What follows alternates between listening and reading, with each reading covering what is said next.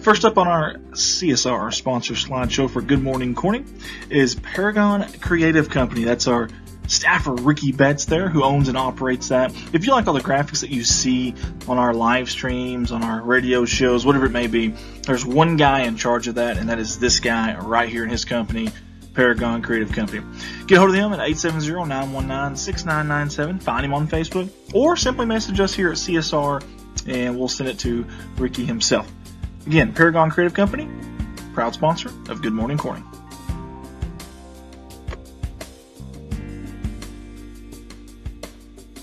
Hey guys, it's Andy Earls with Baldwin Chevrolet. Hey, when I'm not here doing these live streams, these radio shows, I'm at a full-time job. Baldwin Chevrolet, Cadillac in Poplar Bluff, Missouri. Hey, I love the opportunity to earn your business, Mark of Excellence Award winner. Been doing it for 17 years now. I've got 4 lots full of inventory, new and pre-owned. And the majority of those are backed by a lifetime warranty at no charge to you. Shop online at BaldwinAutomotiveGroup.com or call me, Andy Earls, 501-413-9715. Again, Andy Earls, Baldwin Chevrolet, 501-413-9715.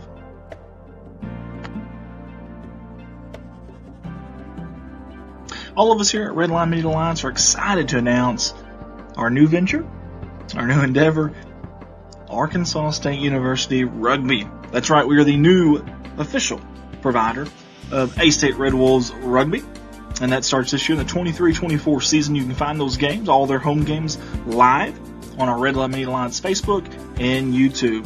Redline Media Alliance, connect the world. A-State, Wolves up.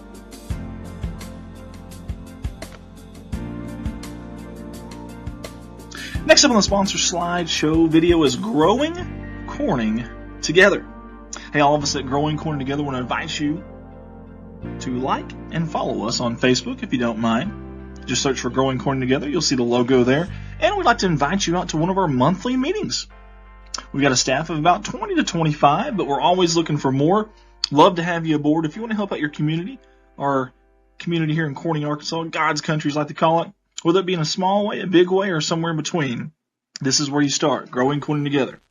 Big thanks to Growing Corning Together for sponsoring Good Morning Corning. Growing Corning Together, working together to revitalize our community, improve the quality of life now and for future generations.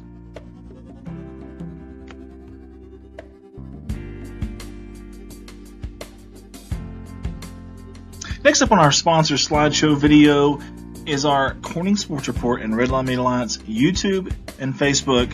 I'm not going to pester you about this, I promise, but I will say this. Go to our Facebook, like us, follow us. Go to our YouTube, subscribe. Pretty please? Actually, I'm going to say it a lot. Like us on Facebook. Like us on Facebook. Like us on Facebook. Subscribe to our YouTube. Please subscribe to our YouTube. You're going to subscribe to our YouTube. You got to. You have to. If you haven't, what are you doing? What are you doing? Pretty please. Like us, follow us on Facebook, subscribe on YouTube. Thank you. Last up on our sponsor video slideshow, KBKG, more music, 93.5 FM, Corning's hometown station. I want to say thank you to Mr. Jim Atkins, the owner there, and all the fine folks at KBKG for not only allowing us to use their radio station, but also for allowing us to take up their airwaves and their time. We sincerely appreciate all the support they give us at CSR as well, and for all the support in the community of Corning as well, Corning High School Athletics. KBKG, more music, 93.5, Corning's hometown station.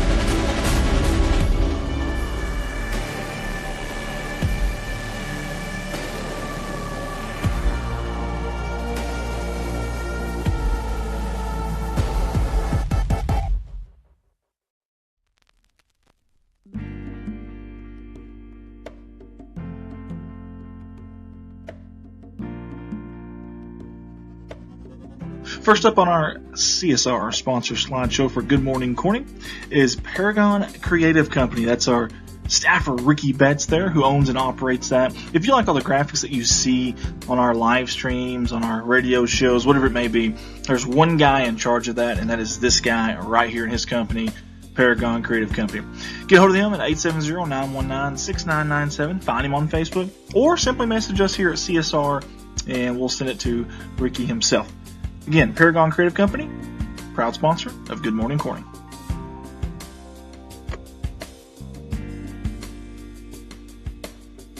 Hey guys, it's Andy Earls with Baldwin Chevrolet. Hey, when I'm not here doing these live streams, these radio shows, I'm at a full-time job. Baldwin Chevrolet, Cadillac in Poplar Bluff, Missouri. Hey, I love the opportunity to earn your business, Mark of Excellence Award winner. Been doing it for 17 years now. I've got 4 lots full of inventory, new and pre-owned. And the majority of those are backed by a lifetime warranty at no charge to you. Shop online at baldwinautomotivegroup.com or call me, Andy Earls, 501-413-9715. Again, Andy Earls, Baldwin Chevrolet, 501-413-9715.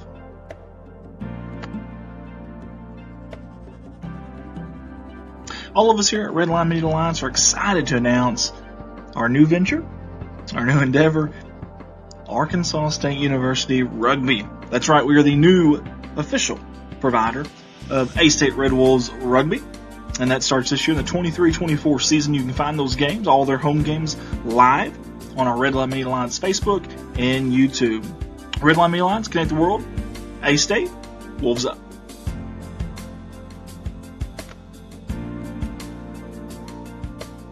Next up on the sponsor slideshow video is Growing Corning Together. Hey, all of us at Growing Corning Together want to invite you to like and follow us on Facebook if you don't mind. Just search for Growing Corning Together. You'll see the logo there. And we'd like to invite you out to one of our monthly meetings. We've got a staff of about 20 to 25, but we're always looking for more. Love to have you aboard. If you want to help out your community, our community here in Corning, Arkansas, God's country, as I like to call it, whether it be in a small way, a big way, or somewhere in between, this is where you start, Growing Corning Together. Big thanks to Growing Corning Together for sponsoring Good Morning Corning. Growing Corning Together, working together to revitalize our community, improve the quality of life now and for future generations.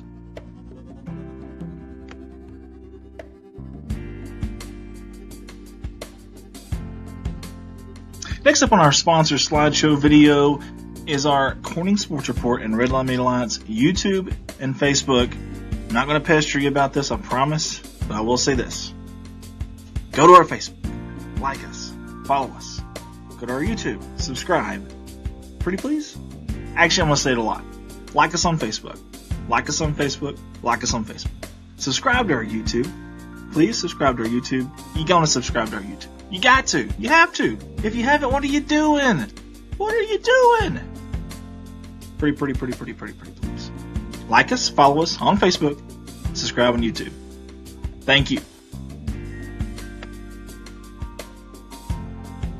Last up on our sponsor video slideshow, KBKG, more music, 93.5 FM, Corning's hometown station. I want to say thank you to Mr. Jim Atkins, the owner there, and all the fine folks at KBKG for not only allowing us to use their radio station, but also for allowing us to take up their airwaves and their time. We sincerely appreciate all the support they give us at CSR as well, and for all the support in the community of Corning as well, Corning High School Athletics. KBKG, more music, 93.5, Corning's hometown station.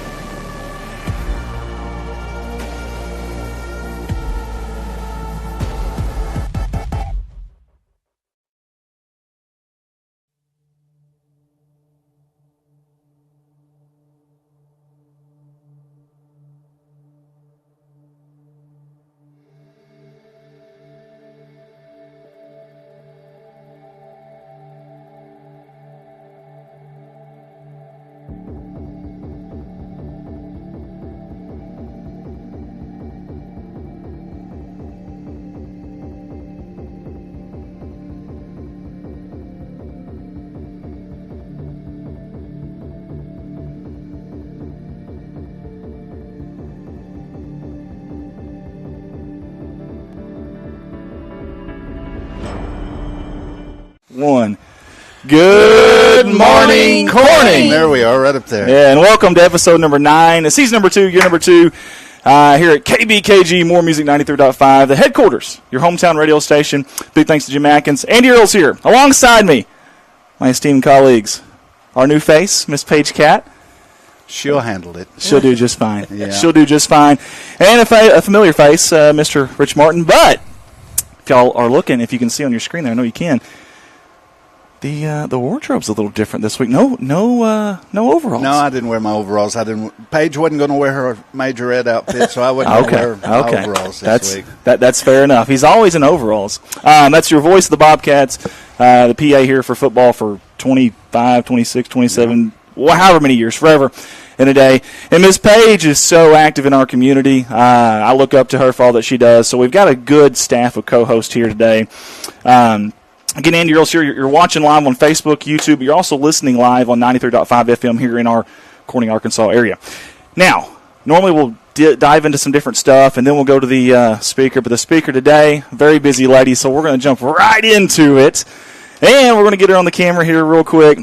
I want to say thank you and good morning to Miss Jennifer Woolard right there. Miss Woolard, thank you so much for jumping on board with us. Thank you for having me today. I appreciate the invite. Yes, absolutely. Absolutely. Well, listen, most people around here are going to know who you are. But for those that maybe don't, just kind of give us a little bit of an introduction, just a little bit about yourself, where you went to school at, hobbies, different things like that. Well, I'm Jennifer Woolard, used to be Jennifer Eddington from Biggers, Reno. I grew up there, graduated from Biggers, Reno. Went to school at UCA, got my bachelor's there, and came back and fell in love and married Nathan Woolard, a farmer. So, Corning's the home, and have lived here for, 27 years, I guess. So, been here longer than anywhere else, but I've been teaching. This is my 29th year. Started out at Maynard as a fill-in counselor. Wow. They needed a counselor, and I was green as a gourd, but I did it. Right. Then I taught English at Biggers for 8 years, I believe, and then moved to Corning, and I've been here ever since. Pretty much done everything. Taught English, principal at high school, curriculum director for a year, and then here I am, superintendent. I think she needs to go to early childhood. Well, everybody needs a taste of it. Do you know, I started out with an elementary ed degree, and I was going to teach the kids to read. And my first day on the student teaching job, a kid came and said, "Look," and he stuck his tooth out, and it fell out. And I was like, "Nope, I'm not a first grade teacher." That's, of course, I've got 2 kids. They both graduated from Corning, and lots of family around here, and it's no better place to call home. And she has empty nest syndrome. I do. That's right. I do. Evidently, it's a real thing I'm hearing. It is real. It is real. See the smile on her face? Well, it takes a little bit to get used to the quiet. We've been going to ball games and every sporting event for 22 years, however long, and now it's like, ooh. What do we do? I don't have a kid out there. What do we do? Right. So, anyway, I don't know if I've ever told you this, and this is a great time to do it. And if I have, I'm sorry I repeated this. But a few years ago when I heard about, somebody called me and told me about Kelly Smith, her departure, and I can't remember who it was now. But anyways, when they told me about that, they never said a word of who was going to be filling in for her role. And the first thing I thought was, man, well, first of all, hopefully they stick with someone in-house. I was hoping, someone there. But if they do, I'm like, man, Jennifer Woolard would be I really truly thought that. I really, not just because you're here in front of me. I truly thought, I guess you had made enough impression on me that I thought, man, hopefully they stay in-house. And if they do, she'd be a really good one. So, I don't know if I ever told you that, but I meant to tell you that. Well, so I appreciate that. Yeah. And so in saying that, I want to segue, take me back to when you first found out about you're going to be the superintendent here at Corning High School. Was it a phone call? Did someone knock on your door? Hey, Jennifer, how did that go? Well, I got my specialist degree because my bucket list is to have a doctorate. Okay. And actually to have a doctorate from University of Arkansas. Then I have, degrees from everywhere in Arkansas. But I went ahead and got the specialist, not thinking I would ever use it because my pipe dream was to be a college professor. And anyway, things were going along, and Miss Kelly called me into her office one day, and out of the blue she said, I'm retiring. And I thought, oh, gosh. And I said, okay. And she said, are you interested in the job? Because if you are, I'm going to talk to the board. I think you're the right person. And I went, I'm going to need a while to think about this. No kidding. Because I was a superintendent's kid. And there are some great things that happen when your parents are in the school system, but it's tough to be a superintendent's kid because no matter what you do, you got it, you did it, you got away with it or whatever because you're the superintendent's kid. And I still had Josie. And so I went home and I sat her down because she did not like me being principal. She did not at all. And so I really thought she'd say no. And I thought, well, there's my answer. So I sat her and Dylan and Nathan down and we were talking and I said, well, I may have an opportunity if the board will approve it to be the superintendent. And she said, you ought to go for it. And I thought, wow. That really wasn't what I was because that's a big, it's scary because, you're in charge of everything. And I thought, oh, gosh. So I went back, but Kelly did. She called me, and she said, now, you can't tell anybody. I hadn't told anybody I'm retiring yet. And so I said, well, if they're, I'll be glad to interview for it. And I came back, and it just easy transition. What'd your dad think about it? Well, my mom might have cried, and my dad was like, I knew that. I knew you'd do this one day. And I was like, oh, okay. Awesome. They're pretty proud. That's awesome. Man, so that is really cool. So you assumed she'd be the opposite, and you're probably kind of hoping she'd say it I was. to give you an excuse to not. It's going to be easier because I'm going to tell you, I love curriculum and working with our materials and supplies and training teachers in the new stuff, and I only had a year of that. And I loved it. Of course, we were going through COVID at the time. Yeah. So I didn't get to really dive into the curriculum because we were dealing with I was also as they called me, the Grim Reaper. I'm the one that knocked on the door and said, you got to go home. You got to quarantine. That was not popular either. I'm sure anyway, it wasn't, So it was, I was honored because, that's an honor to somebody to think you can do the job. And, I hope I live up to everybody's expectations, but we're trying. Oh, I think you have. We used to fear, when Paige and I were in school, we used to fear the superintendent because we had Albert Brown. All he had to do was walk down the hallway, and boy, everybody just scattered. Everybody was staying away. But Presley enjoys seeing you there. Well, I appreciate that, and I think the only time I've probably been feared was when I was the Grim Reaper and knocked on the door, and the seas parted for me when I walked down the hall. But I don't want anybody to be scared of me, and I don't want anybody to not be afraid to call or come in my office and talk to me because now we may not agree, but I want to know ideas and issues because we can't fix what we don't know. And I know there are some people that think, well, they won't do anything. Well, we might if we know or we try. Yeah. So, that's the biggest thing. I don't want kids to be scared to come talk to me because they need people like us, the teachers at school and the administrators. These kids need somebody that they can trust, and hopefully we fulfill that job. That's well said. I want to go back. I want to rewind here. Did you always want to become a teacher in the school system? Like, how did that come about? Is that just something that kind of you fell into? I mean, well, yes and no. So I started out going to be a physical therapist, and I did some job shadowing, and I thought, nope, this is not for me, not at all. Then I was going to be a special ed teacher, and nope, that wasn't for me. And so I went into elementary ed because my mom will tell you, you're a teacher. You're a teacher, you're a teacher. And she kept telling me that, and I fought it for a while. But anyway, my first encounter on the job, or, the observations that they have you do in college, I fell in love with those kids. And in elementary, they love you no matter what, So I was, like I said, I was going to teach the world to read, and then when I actually graduated, there were no jobs. I graduated UCA with 163 elementary ed teachers. Wow. I put out applications all over Arkansas. I was almost real close to going to Alaska to teach, but I think my mom prayed harder than I did about that. Yeah. But anyway, that didn't fall through, or that fell through. So I came back home, and that's when I fell into the high school counseling job. I was subbing, and they just kind of moved me in. And I found out real quick I'm more of a high school teacher. You know, I like the smart alecks. I can't help it. You know, all the teachers, you'll find every good. teacher fits the mold of what age group they teach.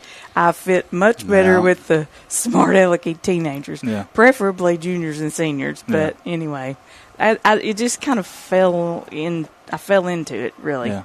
Well, it seems like every time, you take another step up, you didn't even have a whole lot of time to prepare for it. The counseling thing got threw at you, the superintendent, but you've handled it all well. I mean, you really have. I have never got any teaching job I interviewed for. Really? I went all over the state interviewing, never got a job. I slid into the one at Maynard.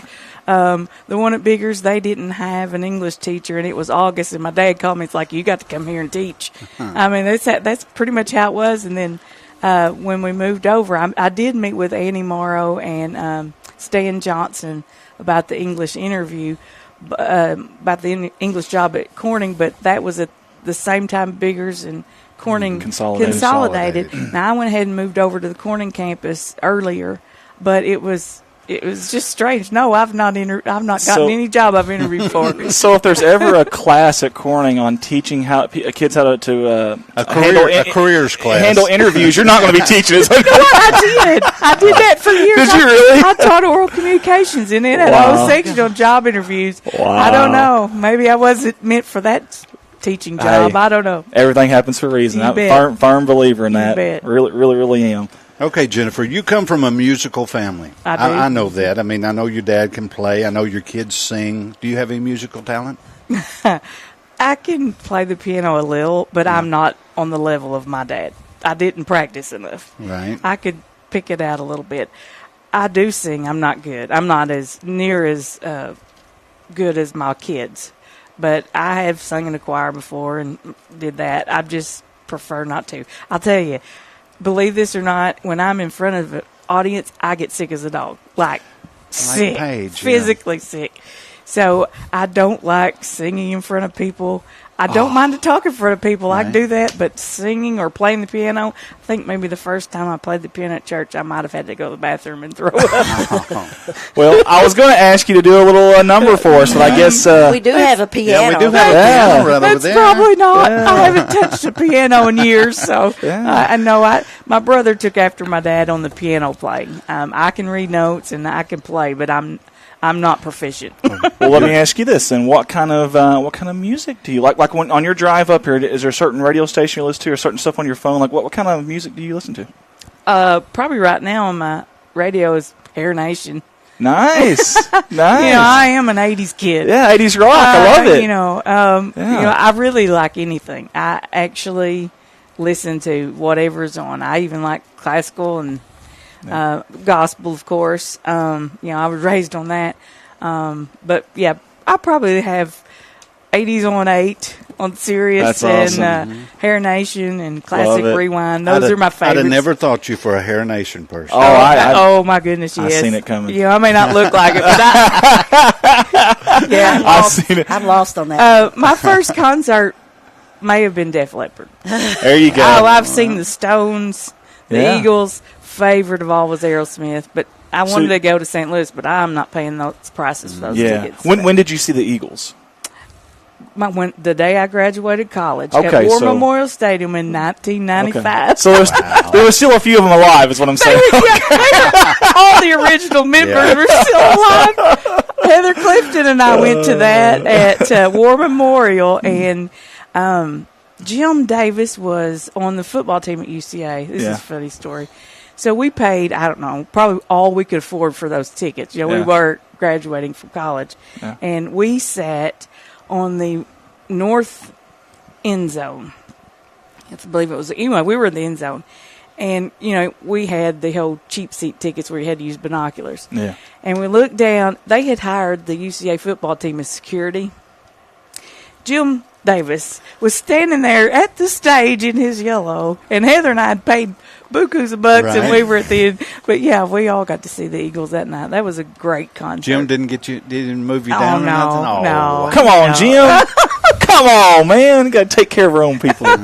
He'll be here at 8:30, by the way. We'll talk to him about that. Oh, goodness. Well, that is Jim Davis, not Jim Clifton. Not Jim Clifton. Jim Davis, yeah. Gosh, Jim. That is awesome. That's the kind of music I love. I mean, yeah. I think some of the kids they think of a superintendent as someone kind of stiff and always, but no, that's pretty cool. We kind of have to be. We don't get to let our hair down too much at school. But anyway, I looked in one of the songs. I forgot what it was now. I turned 40. One of the songs I grew up with. One of Prince's songs, I think. Yeah. And I was like, oh, my gosh. What does that say? Time's flying by. 40 years ago. Just wait till you get as old as Paige. Age is just a number, Miss Paige. She only has 10 more years. Age is just a number. The rate she's going, I don't know. I don't know. Hey, it's a stressful job, right? Real quick, Janet Allen's on with us. Timothy Baumgartner's on with us. Dalton Hollingsworth's watching from Erie, Pennsylvania. Thank you, Dalton. Kelly Mahan, Darlene Thompson, Shelley Pierce-Smith. Charleston from the Marshall Islands. It's a different country. Thank you, Charleston, for tuning in with us. Daniel Conway is at home with COVID. Daniel says, are you making it out to War Memorial tomorrow on the season? I wish I was. Are you going? I'm not. You're not Can you going? believe it? I cannot believe it. I know. We decided last week it's a little too hot for Dad and I to go. Everybody has other plans. Yeah. And we sit at the very top, like 55 stairs up. Yeah. And, the kickoff is at noon now. It and is now, it makes it too easy to sit home when you can watch it Right. Stream. No now, kidding. I will be at all of them at Fayetteville. There you go. I knew you would be. Yeah. I knew you would be. Go Hogs. I love it. Hey, by the way, Timothy also said, looking forward to listening to Paige. Yeah, and Rich, he said, but we won't mention Rich now. Tell us, so you've been superintendent now for a little bit. Tell us something that maybe people wouldn't even assume that goes along with your job, or just some of the intricacies of being a superintendent that people wouldn't even think about. Oh, my goodness. Well, you put me on the spot with that one. He's good at that. He's really good at that. I'm speechless here. What do people not... I think small schools and, I think we do more than sit behind a desk and just sign checks. There are a lot of things that go on that people have to call and talk to. It's a really political job. Yeah. I probably knew that, but I didn't realize how much. And when I say political, I don't mean Republican, Democrat. I mean, I have to call and get, people to help us with, road conditions. And, there's so many things you have to think about, how my buses, what the conditions of the roads my buses are going to be on. What's the weather going to be like today, and I don't, one of the things probably I did not realize that I should have, because Dad told me, is the hardest thing to do is that decision on whether or not we should have school in inclement weather. Yeah. That is nerve-wracking, because you need kids to be at school. We need kids, and sometimes we're the only food they get. Yeah. And if their parents are at work and they're younger, they may not know how to cook. Well, sure. So, or if we don't have electricity. And so coming to school is more than just learning our ABCs and adding and subtracting. It's actually taking care of kids. So, I don't know if that directly answers your question or not, but probably one of the most surprising things is the worry that I have, because I'm in charge of every soul on that campus. Right. And it's a big responsibility. It is a big responsibility, and the weather is especially here. Yeah. Because I didn't even think about tornadoes and thunderstorms, and it seems like the last few years that's more prevalent than snows. Yeah. So that's one of the, when the snow forecasts start coming or the tornado forecasts start coming, that's rough. But we just try to make the best decision to keep everybody safe. Go ahead. Were we behind on security? I notice all the campuses now have fences and stuff like that. Was Corning behind at one time, or probably not behind as much as it is? There is just greater attention, to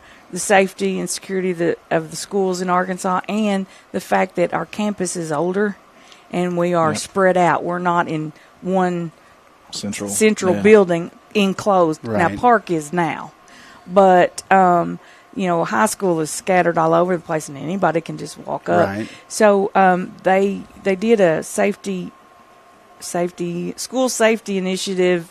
Anyway, did a lot of study and determined pages and pages of what was needed at schools, and so they provided us a grant last year. And we were able to use that grant to pay for those fences. Not all, but it helped tremendously. About 75% of the fence was paid for by a grant. But that we are so used to being comfortable, and it's not going to hurt if I walk up to school. Right. But Sure, that's not the way of the world anymore. Unfortunately, we just can't let people come up school, and the playground, I had to lock it up because we were finding needles and dangerous things on the playground. We can't have that, and so we weren't behind, but we needed some improvements to get up to where we need to be as what they suggested with the Safe Schools Initiative. We still have some more to go, but it's going to take some more money, and so we're trying to make plans for that. Is this one of those jobs that you kind of take home with you? Like, absolutely. Okay, I assumed it was. You can't really go home and just forget about it because this is one of those jobs that I don't rest until I know every bus is back home after every ball game. Yeah. The wake up at 2:00 in the morning and think, oh gosh, I've got what about this? And it's just, no, you take it home with you every minute of every day. You don't have to attend every game, do you? I don't, no. No, we have an administrator on duty. I just love sports, so right. I usually You're there anyways. I'm there anyway. But no, we don't. We do have an administrator on duty at every activity. I know. I see John and yeah. Mr. Hampton at a lot of stuff, and I see Heather at a lot of stuff. Yeah. And the principals, that is part of their job duty, is to be present during activities. And sometimes we have others pitch in and help. Chad Hovis or Shelley Smith, they're all administrators, and so we try to split that so everybody's not out every night of the week. Burned out. And that'll happen. I'm sure. Both of mine were playing basketball, and it was every night of the week. Of course, I was going anyway. But man, will wear you out. Yeah. when you mentally have to go, it's different than when I may go or I'll go ahead and go. Right. It's different. You have to be there. Yeah. It is. Wesley Couch watching from Asheville, North Carolina. Coach, thanks for tuning in. Vernon Groves, Josie Ward's on with us. Myrna Stacy, Natasha. Supposed to be in class. I just got you in trouble, John. I'm so sorry. Colton Leonard, Myrna Stacy says she's watching.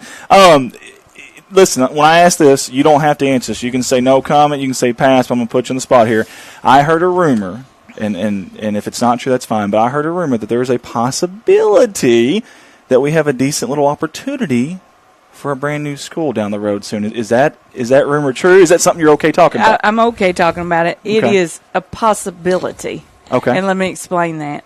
Our high school building is 56 years old. Yeah. I believe it's 56. Yeah. And we have lots of issues with the 56-year-old building. Each year, we've been tasked with we have to create a master facilities plan and send it to the state. They have a division of facilities that oversee the shape of school buildings.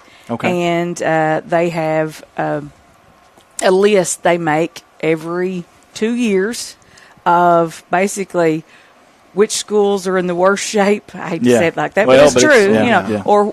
And also they have a list of which schools are growing so much that they've outgrown their buildings. Okay.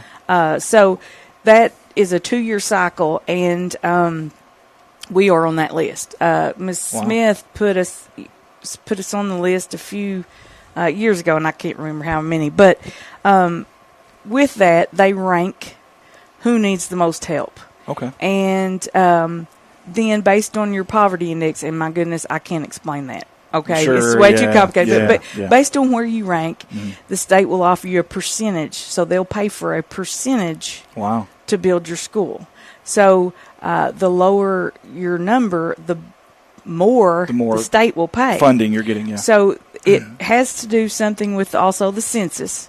So this last time it came out, the latest cycle, the state, if we got approved, will pay for 62% Wow. of the building. That's huge. It is huge. Now, we were approved, but Wow. not funded.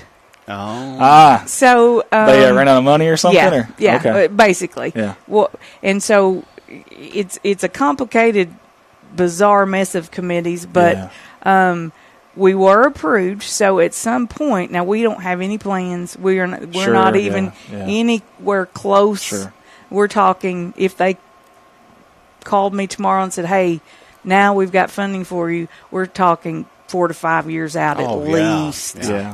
That may be even. Yeah. you know, And then it's a process from there, too. yeah. So, but we have qualified That's awesome. for funding. Yeah. Now, we would have to come up with the rest, and Sure. we're not even talking about any of that yet. Yeah. But the good news is that we are on that list, and we have been approved.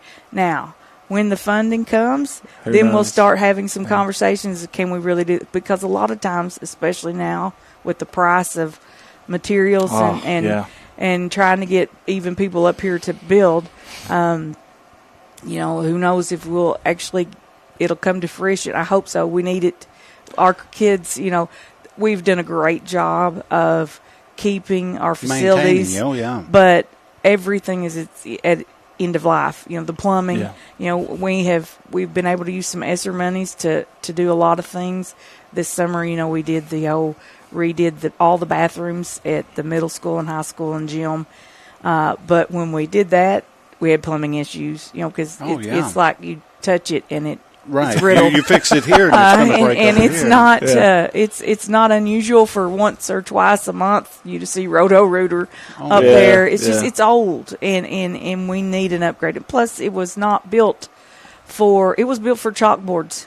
And there's not Yeah, very many and electrical that's- outlets, and everything is technology. right. So yes and no. Yes, it is a possibility. It depends on the funding and when the funding comes around and how much funding they want to give us. Well, there you go. And if and when that day comes around, I hope our community, whatever we can do to help, I hope we all rally, because the heartbeat of a community, especially the size of the school, because Absolutely. without it, holy smokes!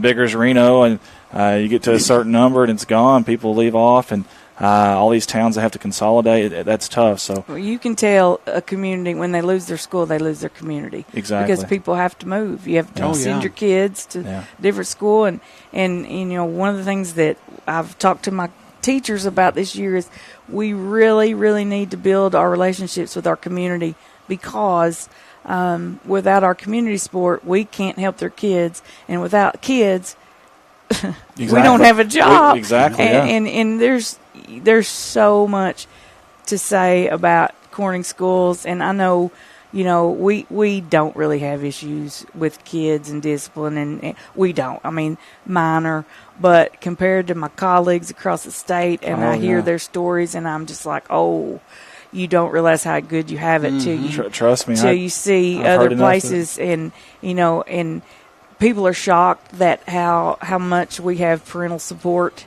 When I talk to, they're shocked about how good our school board is. It's not anything for some of my colleagues' school board meetings to last 3 to 4 hours, and they have fussing and fighting, and it just, we're really blessed at Corning. I'm telling you, we are, and we need to keep that way. So our goal this year is to be better and to build relationships and to not be bystanders, but be participants. That was our. I like that. Those are our 3 goals for this year, and we're going to try, because if we come together as a community, then Corning will grow. Yeah. And it will be a great place to live. It already is, but even better. Even better. You mentioned school board meetings. I think a lot of people are kind of confused, kind of like a city council meeting. Is the general public allowed to attend that? Is it something they've got to call ahead of time? If there's, how does that process? If you don't mind, no, that's fine. School board meetings are different than city council meetings. Now, every public meeting, it's a meeting open to the public. Okay, but it's not a public meeting. Now, basically, the difference is open to the public means you can come. Public meeting means you get to just get up and get in line and talk. Yeah. Then there's a difference. In a school board meeting, you have to be on the agenda to talk, and that's to protect the employees because it's against the law to openly talk about an employee or a student in a situation. That's why we go into executive session if we have to discuss things. But these videos you see on Facebook or YouTube about the crazy. They're not quite. Sometimes they're a little dramatic. Sure, a little exaggerated. But I guess it could get heated if you gave somebody the floor and they, right. Well, sure, went, you never know. Yeah. Wow, but basically, you have to ask to be on the agenda, and the board gets to decide whether you get to speak or not. That's the way it works in Arkansas. Okay. Well, we appreciate that because I know a lot of people are kind of always confused about that and didn't quite, know how that works. So most of our school board meetings are really boring. It's pretty much it's pretty much just we need to purchase this, or hey, I need to let you know about this new law or whatever. And this school board is I can't tell you how fortunate we are to have the board that we do. They're so supportive of our students, and they have yet to tell me no on anything I've asked, purchase wise. Yeah. If I say, look, we need it, they are, and I didn't realize that lots of schools don't have that. They question every purchase. Yeah. They don't want, and we don't have that. If I tell them, look, our kids need this, they say okay. So that's a blessing. Be on the air saying that I'm telling you, we have an awesome school board. Real quick, Justin Levin said, I remember my senior year, was on the sidelines and told me if I sacked the quarterback the next play, she would give me tickets to the Arkansas versus Texas game. Vince Young versus Matt Jones. The next play, I sacked the quarterback. And it handed me the ticket on a sideline. Best memory ever. Love that family. Go Bobcats. What a story. That was probably my dad. Okay. Yeah. Okay. What a story. Yeah. That is awesome. That's probably true. That's the way, there's one thing to say about my family is we are competitive. That's for sure. And we love sports. Hey, I want to know, how did you and Mr. Woolard meet? Take me back to when y'all first. Did you catch him? I'm trying to be very respectful to him today. That's right. Did you catch him dancing somewhere? Like, take me back to. No, I can imagine. Lord, that. no. I don't think I've ever seen him dance. So I moved home, and Heather Clifton actually introduced us. There's Jim sitting over here. Yeah.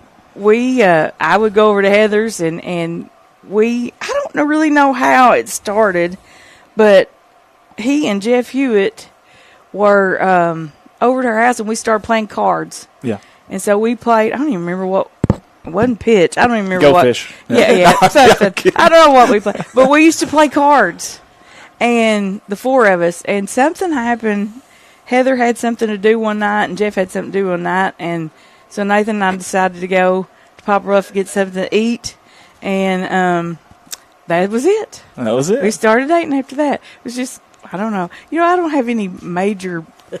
I will tell you this: the kids always loved this when I told him he's going to die. But anyway, all these teenage girls always have these romantic notions about, well, how did he ask you to marry him and all that. We had run an errand for my parents because they lived in Reno at the time. And, Walmart.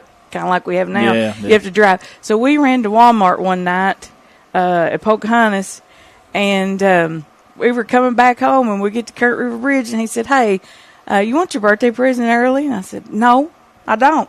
I want my birthday present on my birthday. I don't do early. He goes, I really think you want your birthday present early. Now, mind you, we're driving down the road. Yeah. I said, fine, just whatever. He said, well, look in the glove box. And I opened it up, and there's my engagement ring. Wow. And I was like, oh, okay. So you didn't say yes? He goes, well, you want to get married? It's like, okay. So, yeah, that's how it happened on Kurt River Bridge, driving down the road. It's like, not very romantic, but Hey, that's 27 years later, I'd say it's romantic enough. exactly. He got it done, and Absolutely. I wonder how long he had that in that glove box. I don't know. I don't know. It probably just hit him, But I have never refused an early birthday present since then. That's really good. I love that. Well, we are creeping up. We try to keep on a 30-minute time slot. We're creeping up past that. Justin Lipton, by the way, said best game ever with Mr. Eddington and John.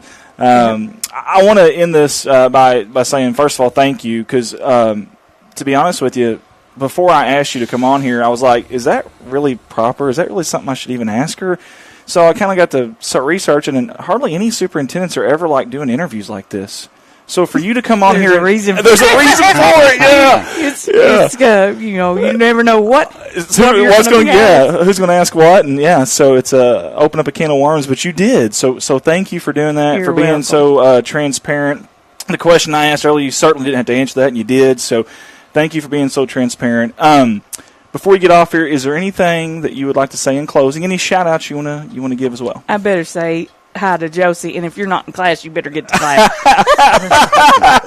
I'm sorry, Josie. I really am. I got you in trouble. I didn't mean to do that. I don't want to leave Dylan and Ashley out because I don't want them to say, "Hey, you picked on Josie, not us." Yeah. No, I appreciate you guys asking me. That was, a little nerve wracking, but especially when you said we just usually wing it. When I ask you if there were questions, I was like, "Oh Lord, what are they going to ask?" But no, I've had a lot of fun, and I appreciate the invite. Well, that's Miss Jennifer Woolard, Superintendent of Corning High School. We appreciate her. Guys, stay with us.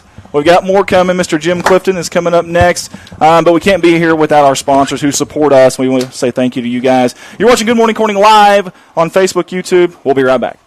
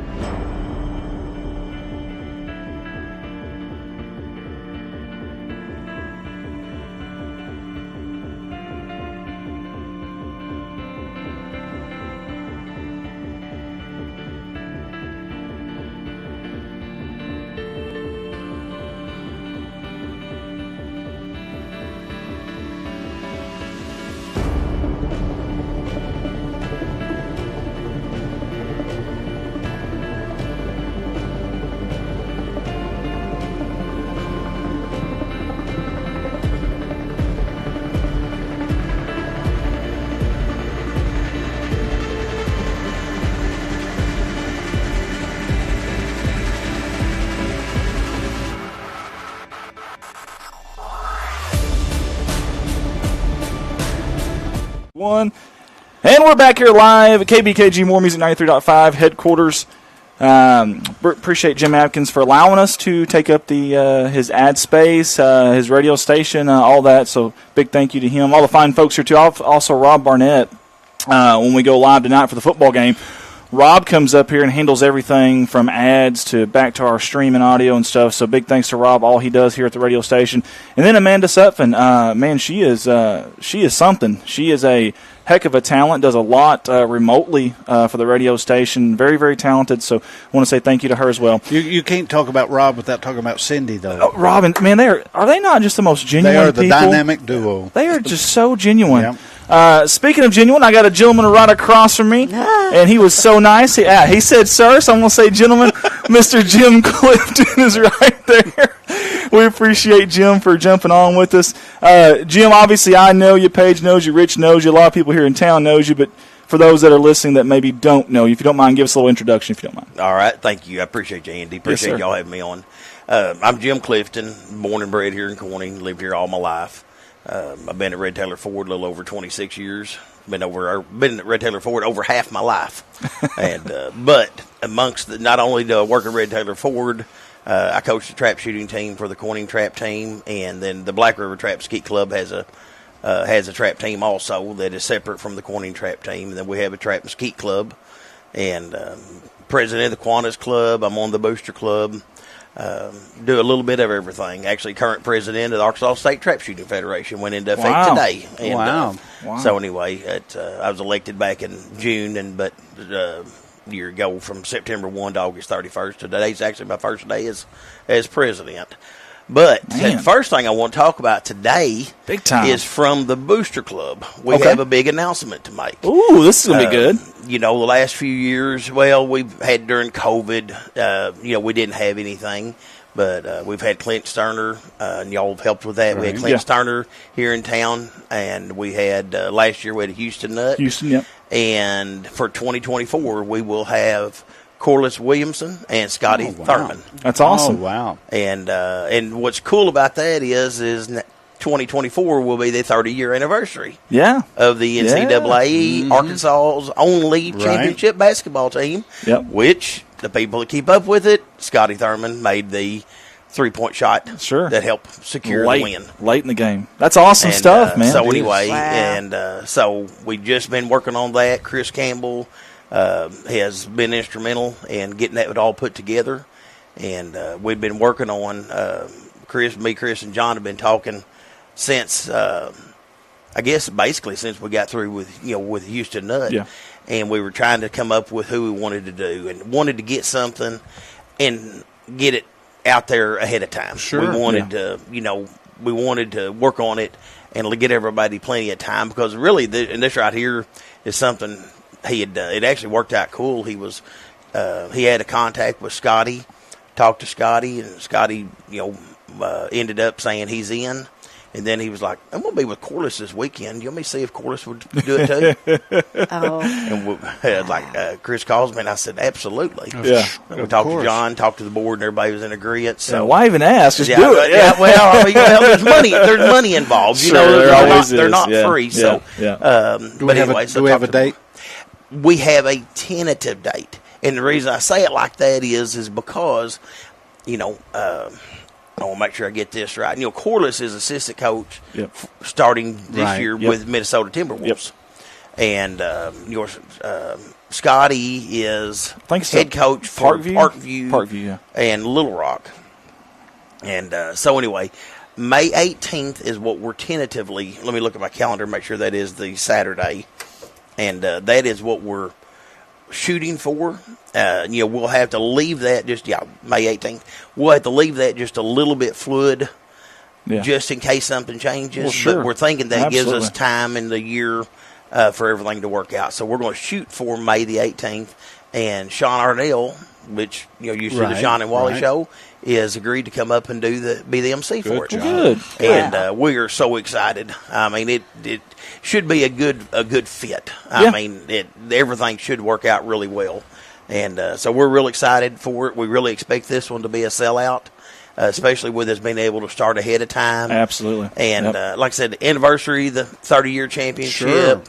Well, that and there's a bunch of Razorback fans in this area. A bunch of Razorback fans. I think my dad still has a 94. He does. He wore it up here when we interviewed him. Yeah, where's the hat? You know, the hat? Yes. I've seen him with it on. Yeah. And sorry, I got to keep my watch. I noticed I keep trying to turn it over. Oh, okay. That's what that light was going around. I noticed something earlier. It kept hitting it. I kept going across those faces. I didn't know what that was earlier. I'm like, what was that, a plane or something? Well, that's what it was. I was like, something's going on. It was me moving my hand. Yeah. And but anyway, so we are so excited. Like I said, so be sure and let's keep the word out. Absolutely. Sure. We'll be getting things around. Like I said, really, we just locked up the last of this yesterday. We've been working on it. We thought it was going to work out, and it's supposed to all. You know how that is. Everything, anything could change. I know what are we, 9 months ahead of time, but it's but we're all excited. Like I said, but we are looking to have to do it in May this year because of basketball. You know what I'm saying? Because they can still be playing, and so we're looking at May 18th is what we're trying to look at. Hey, with guys like that, you're essentially at the mercy of their schedule, and that's fine, perfectly fine, because obviously those are big ticket names. You want to get them in there, and you want to be make it as convenient for them as you can, obviously. So when they're not retired and they're still working, you have to go by their schedule. Yeah, and so they're like I said, we're real excited. This was I think this right here is definitely a home run for us. Yeah, I agree. I could not agree more. I think so many Razorback fans here in our area, not just like you think of Corning, but like just in Northeast Arkansas. Well, sure. If we can get the word out to Rector, if we can get the word out to Pig, Jonesboro, whatever. Yeah. Yes. I think that'll be it'll be a well attended event, and like you said, the 30th. Probably something to hit on that with the 30th anniversary of the. And play that shot, that sweet rainbow shot by Corliss Williamson late in the game. So that'd be awesome. That'd be really neat. Is that our Hop Alley Rally Saturday? No, they moved it back. We moved it. I know, but do it back up to first or second weekend in May. Okay. So Well, again, it's a fluid situation, so right? Obviously, but that's fantastic. So anything could change a week or so. But what you get into is the very next. They said that they would rather do it in May. Well, most likely high school graduation is going to be that first weekend. You don't know that. Right. It's all you'll be the first or the second. Yeah. The last Saturday is the Saturday of Memorial Weekend. Sure. So that would not be a good date. So anyway, 18th is what we're sort of looking at. That's a late. In other words, it should not interfere with whichever one of the graduation weekends it ends up being, and it won't be on Labor Day or Memorial Weekend. So the 18th is our target date. That and I think postseason baseball, softball, track is like early May as well. So I think that's probably a really good date. Y'all probably did a good job with the date choosing there and everything. So. Well, it's one of those that I talked to my wife, talked to Shelley Smith, had them look at their calendars, and again, that far out, a lot of stuff's not scheduled, but you look at what there could be, And besides that, that's when they said they wanted to do it was sometime in May. So, and again, like we said, that could change if something happens. We are at their mercy. Yeah, absolutely. But you're getting two big names. Oh, huge. Right there. Yeah. We were going to be totally happy with one, and you get a chance to get two. Mm-hmm. Yeah, that's phenomenal. That's absolutely. That is for the price of one, right? We need to do the sellout. We need to do the sellout. But that being said, there's something. That banquet is good for the community. It really is. It brings people together. It brings the new generation, the middle generation, which is mine and yours, Paige, and then the older generation. That will bring everyone. Mine, which is Rich's. Yours too. Andy's in the younger one. The younger one. Thank you. But we're in the middle, and that's fine though. But that's what it's all about. It brings the generations together. The Houston Nut deal I thought was a huge success. Yeah. Houston was a great speaker. A very good speaker. He worked with people, and I'll be honest with you, I want to, just like with Scotty and Corliss. One thing we do is we stay on track on our when we have the banquet, our times. Stay on track, and because you get these people come in, and if you keep them over from what you told them, you can rest assured they're going to talk to somebody that you may be trying to get sometime, and they're it's not going to work. Houston, that's a prime example. If you tell them you're going to be out here by 8:00, and he was like Houston was out like 5 minutes before he was supposed to, what I'm saying. That's important. It's huge. You know. Valonia, I remember a deal with Valonia. They had him there, and holy smokes, I think they had him sit through their entire award banquet ceremony or something. So he spoke and then had to sit there another hour and a half. And I promise you, and I don't know, maybe he didn't care, but I think some of that stuff, like you said, does make a difference. It does. I think it does. Yeah. You know, the Clint Sterner, stayed on track, stayed on time, stayed on track. Yep. Keep it rolling. Don't let one person hog 30 minutes of their time or 10 minutes of their time or 5 minutes because they don't have time for that. They go in, get your picture made, and go out, let the next person do it because you hurt. Everybody pays the same amount basically, and but you've got to keep it rolling, got to keep it going, and keep everybody happy because also you make the ones not happy that bought tables, they won't be back the next year either. Well, sure, absolutely. No way. And word of mouth is the quickest way of advertising, good or bad. So. That's what I was hard to say. It will bring out the good and it will bring out the bad. Promise you. Either way. Justin Leverson said definitely coming to that. Melinda Hovis is on, Robin Young, Clint Davis, Landon Thomas, Camden Hudson, and Kelly Mahan. Pat Marr also on with us as well. Shayna Brown, Shelly Smith is on, Sherry Keck as well. Okay, so you've been at Red Taylor Ford quite a while now. Yes, sir. What got you into that? Like, what did you say? Hey, you wake up one day and say, "Hey, I want to be a car salesman."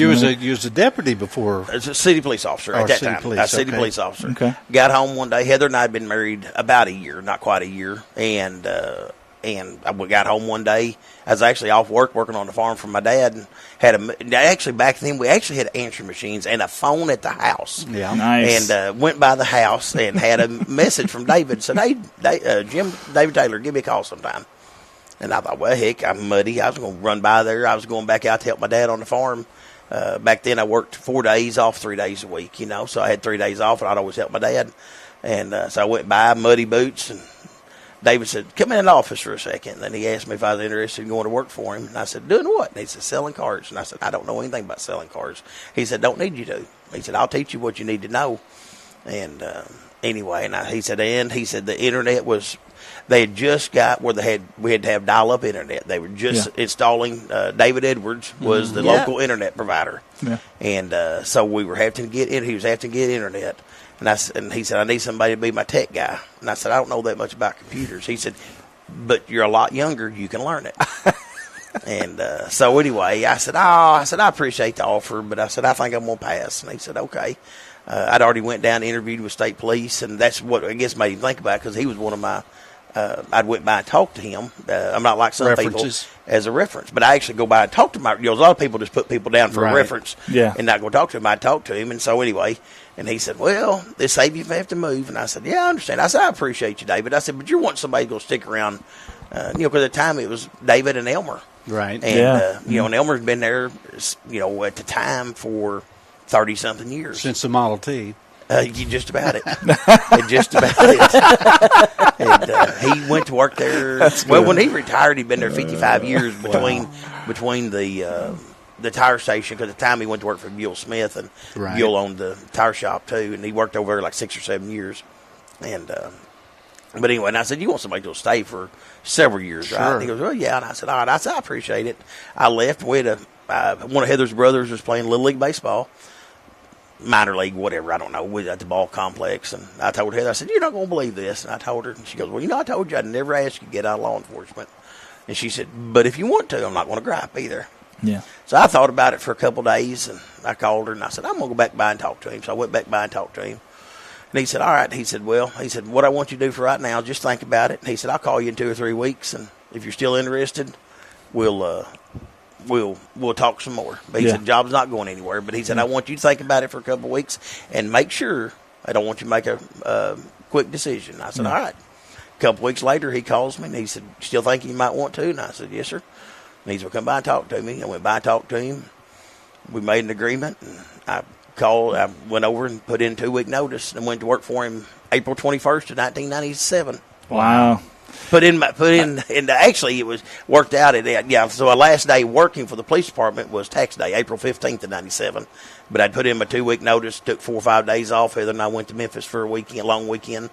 And anyway, and then went to work for him, like I said, April 21 of 97, been there ever since. I got to tell you, and of course I know here I am selling in another store, but man, I love everybody there. Like, I appreciate that. Really good people. Like, man, Miss Brenda, you won't find a nicer person than Miss Brenda, man. Won't. She is just a heart of gold. Salt of the earth. Oh, man. And the guys back in service, love that, hilarious. I mean, that is a good group of people, man. I bought an '88 Ford pickup from Glenn Veach when Glenn worked for y'all. Glenn was there for a few years. Yeah, Glenn was there, and I bought an '88 Ford pickup, brand new. It was one you had on the showroom floor in there. Okay, and I kept that for years, but I never will forget. I bought it from Veach. I couldn't remember what years Glenn was there. So I knew it was somewhere around the '90s. Somewhere in that neighborhood. Yeah, and I don't remember what Glenn. What did he start surveying when he left there? Is that what he did? That's what I thought. Yeah, went to work for himself. Okay. Let's get to Trap before. I was just going to say you told us how you got into selling cars. Now, how in the world did you become the Trap coach? That was a weird deal. Heather, there was the Arkansas Youth Shooting Sports, the Game and Fish started the AYSSP, Arkansas Youth Shooting Sports Program. Okay. And Heather saw an ad, some kind of advertisement, and that they were starting it. And she contacted me. And I said, So I got the phone number, and a guy named Chuck Woodson was the coordinator. Mm-hmm. And Chuck, even though he lived down around Cabot area, grew up at Paragould. And so I got talking to him, and he said, listen, here's our problem. He said, this is only like a week after they announced that they were starting sign-ups. He said, we were wanting to have about 200 kids, and, the first year, maybe 300, and, maybe 30, 40 coaches. He said, for this first year, as I call it, get their feet wet. Mm-hmm. He said, in a week, we had 906 kids sign up and 200 coaches. Wow. He said, we shut it off. He said, because he said, I can't get too big on this very first year. Mm-hmm. And so anyway, but he said, so that was in 2000 I guess it was in 2007, I believe. And, but anyway, so he said, but for next year, you're in. So anyway, so we started I believe our first year of competing was 2008. Who were some of your kids first year? Let's see here. Bradley Morrow. Jake Kegley, both McDonald boys, DJ Hollis. Let's see here, Marcus Woods. Do you remember how y'all fared that year? We competed. Yeah, and that was we did okay when we first started. You did regionals and state. All the regionals did the regionals at the same time. Everybody did the regionals at the same time, and on the same weekend. Well, then after a couple of years, then the next couple of years it got big enough they had to split them into 4 different. Each region had its own weekend, and then the state. And so we did not even win a regional or anything like that. 2010, but I mean, here's the thing: is by 2010. So, like I said, I think we started in 08. By 2010, we won the East Regional Division. And I got to find something here. Knock on wood, yeah. We've been on the stage every year since. I was going to say, you guys have done pretty darn good, if I'm not mistaken. We have. We've won 4 state championships. We've had 4 individual champion of champions, which is the individual shooter. That is a big time. I don't know. With more to come, right? I can actually give you a list. We have had a very, very successful time doing it. I'm not going to lie about it. I mean, we really have. Every time I look up, I read something that you guys have accomplished, and it's fascinating. It's phenomenal.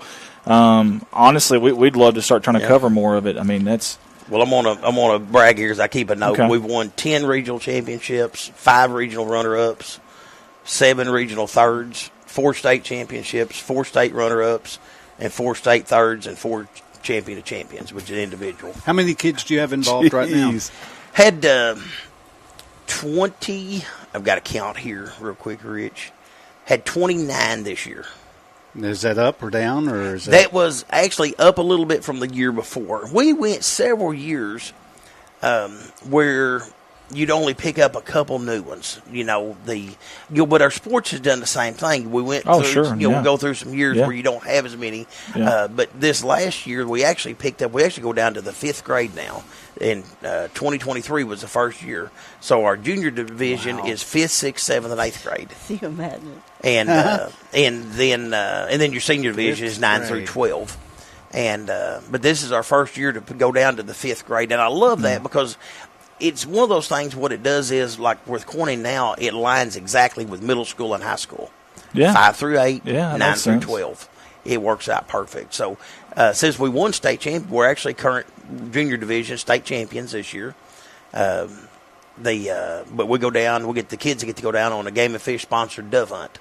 And that's awesome. next weekend. So we get to go down, cool. stay in the big Game and Fish playing Casco, Arkansas, the Potlatch Conservation Center.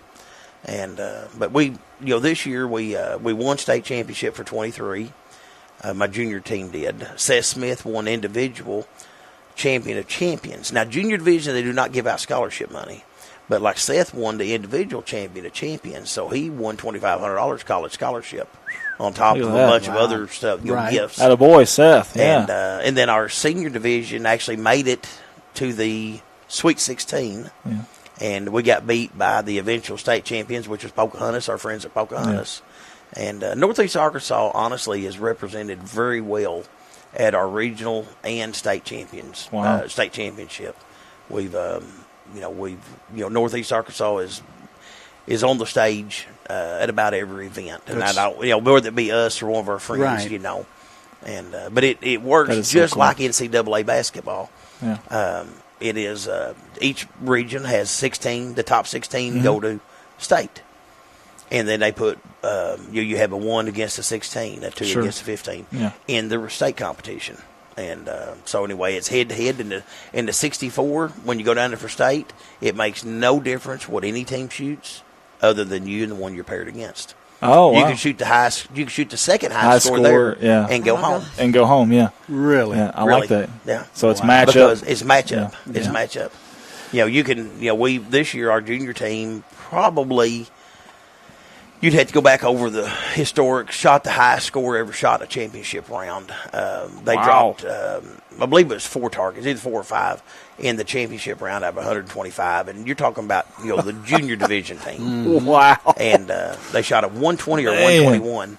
That's impressive. And I believe it was a 121. But anyway, in the championship round. And of course, the way they do it, we didn't know West had shot second. The other team had already shot.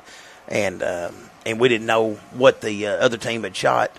And anyway, but like I told the kids, they said, "Did we win?" I said, "Before we knew, because we didn't know." That's the way they set it up. Nobody can tell you what the other team shot. They do that for excitement. Sure. And but anyway, I told them, I said, "Folks, y'all just shot." I told the group, which is Brady Russell, Bryson Murray, Case Young, Christopher Scroggin, and Ty Price. And I told them, I said, "Listen," I said, "if we just got beat after the way y'all just shot, we're going to shake their hands and tell them they shot great. They've earned it." I said, you did not leave anything on the table." Yeah. I said, "You shot awesome," and I said, I'm proud of you. And we did end up winning, but I didn't know. I really didn't. Yeah. Now this isn't just for boys. No, this is a co-ed sport, right? Yeah. And let me tell you something. I always said that when we first started, one of the hardest things for our little athletes that's always use the, you could say you're the best player on the team because you might be, say, and I'm making this up. I caught the pass. I threw the ball. I made a home run. Well, somebody else can make it look good for you. Well, in this, you stand out there and everybody knows what you shot or what you shot, what your score was. Yeah. It's all on you. Yeah. There's no assists. Mm-hmm. Now, as a team, somebody may be low man, somebody may be high man, but you can't say, somebody else made that shot because I made a good block for them. Right. You're out there on an island. You're out there. Everybody knows what you did. They know, they know whether you shot good, you shot bad. Yeah. And they always say there's no saying that you've never shot your worst day yet. So in other words, we've had people go out there that's normally 24, 25 out of 25 shooter. Yeah. And have a bad day and shoot a 15. Yeah. Now, Katie, your daughter, she shot. Yes. Who's some other girls that have shot? Let's see, Sophie Townsend, Julie Cole, Bailey Cat shoots now. That's Amy and Scotty's daughter, yeah. Mike Vincent's granddaughter. Good shooter. We've had several. She's a little bitty she's a little thing, bitty isn't thing. she? Hannah Blankenship was one of my good shooters. Oh, yeah. Hannah. Yeah. And there's several more. I'm just not thinking of them that's off the fine. top of I my wasn't head. trying to put you on the spot, but I just wanted everybody to know. Yeah, it is totally co-ed though, Yeah. and that's what I love. Now, and those are the ones that shot for several years. I had some that shot 1 or 2 years. I may not remember them as much right off the top of my head. You know what I'm thinking about, but the ones that went all the way through. But it makes no difference. I always say that you know nothing. Well, that's where I was going with the big athletes. And then they go up there and stand up on the line, and I'm making this up. You know, they're 6'2", 230 pounds. And some little kid beside them is 5'3", 90 pounds, and they outshoot them. Yeah, exactly. If Bailey's that tall. Yes, that's exactly right. There you That's go. right. If she's that tall. Maybe. On a calendar, what months is that season usually? Is there? So it actually is January through June. Okay. For the Game and Fish program, which is called Arkansas Youth Shooting Sports. Okay. Realistically, it's actually March through June. Okay.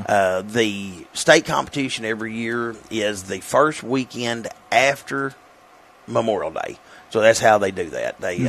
So the first weekend after Memorial Day is the state competition. The weekend prior to Memorial Day is the last regional, and then it's the 3 weekends prior to that, and then you rotate one up. If you're the first regional this year, you'll be the last one next year. You know, in other words, you bump up one every year on your where you are on regionals. That way, nobody can say, "Well, I'm always the second regional." Everything moves one up 1 year every year. Do you shoot the same place every year? Yes, we shoot at Jacksonville, the Arkansas Game and Fish Foundation shooting complex at Jacksonville. It's the largest facility in the state. It has 14 trap fields and a 5,000 square foot clubhouse. Oh wow, man! And, that's the largest. It is, and anything is centrally located. Sure. You know? Yeah. And now let me ask you this: Does Piggott come over here and shoot?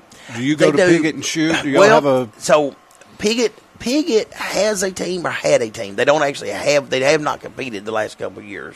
We beat them so bad they just said forget it. Rector does, but they don't have a facility. Rector has come over and participated. We host not only do we as the Trap Club at Black River, which we run that totally separate because the Black River Trap Ski Club is just privately owned. Right. It's just a bunch of us went together that we wanted a place for the kids to be able to practice and us to go shoot and have a hangout spot. Sure. So we built it. We let the kids come out there and shoot. That's the reason we built it. But what we do is we host some register tournaments every year, which a lot of people come to. But then we host one practice tournament every year that is to get the kids ready for regional and state competition for the Game and Fish program.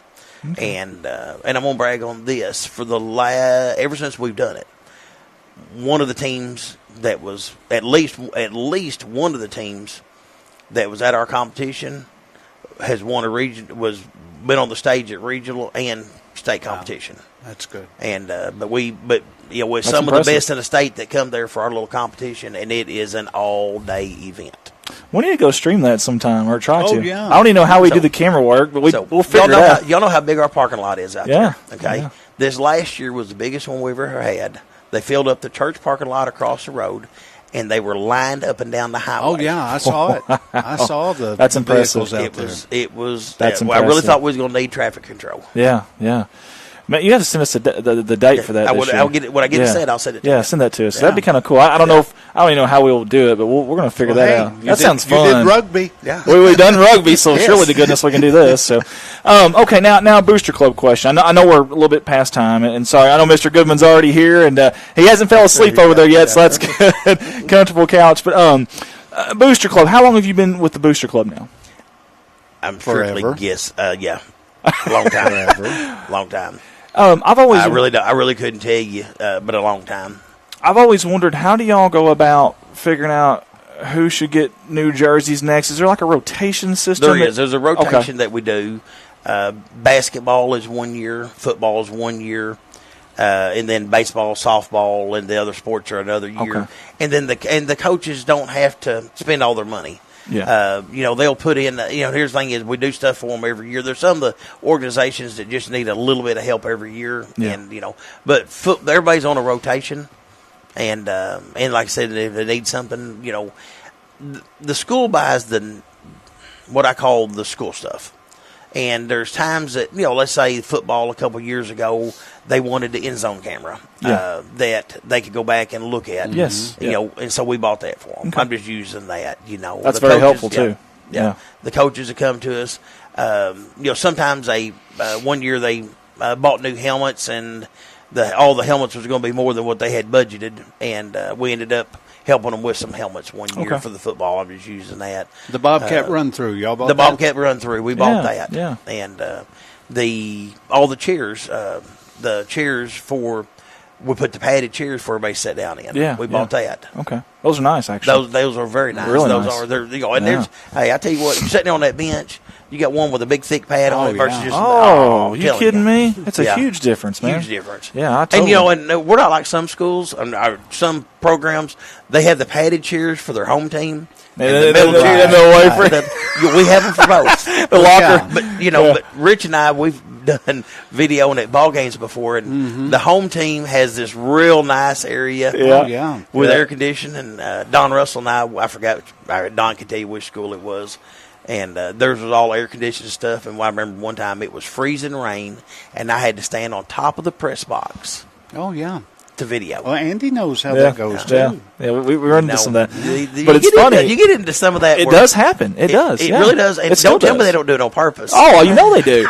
Yeah, well, like, why is the visiting locker room pink and small and the AC's off? What? This is weird, Yeah, it Highland happens. used to be that way. When we would go to Highland, we had to stand on top of the press box. I think that was the one that it was sleeping at night. And everybody else got to be inside, and we had to stand on top and do everything. And I tell you what, that little ladder that I had to go up one year, because I go back to in the mid-'90s, Grant Smith, Greg Wilson, and me videoed for the local television station. Right.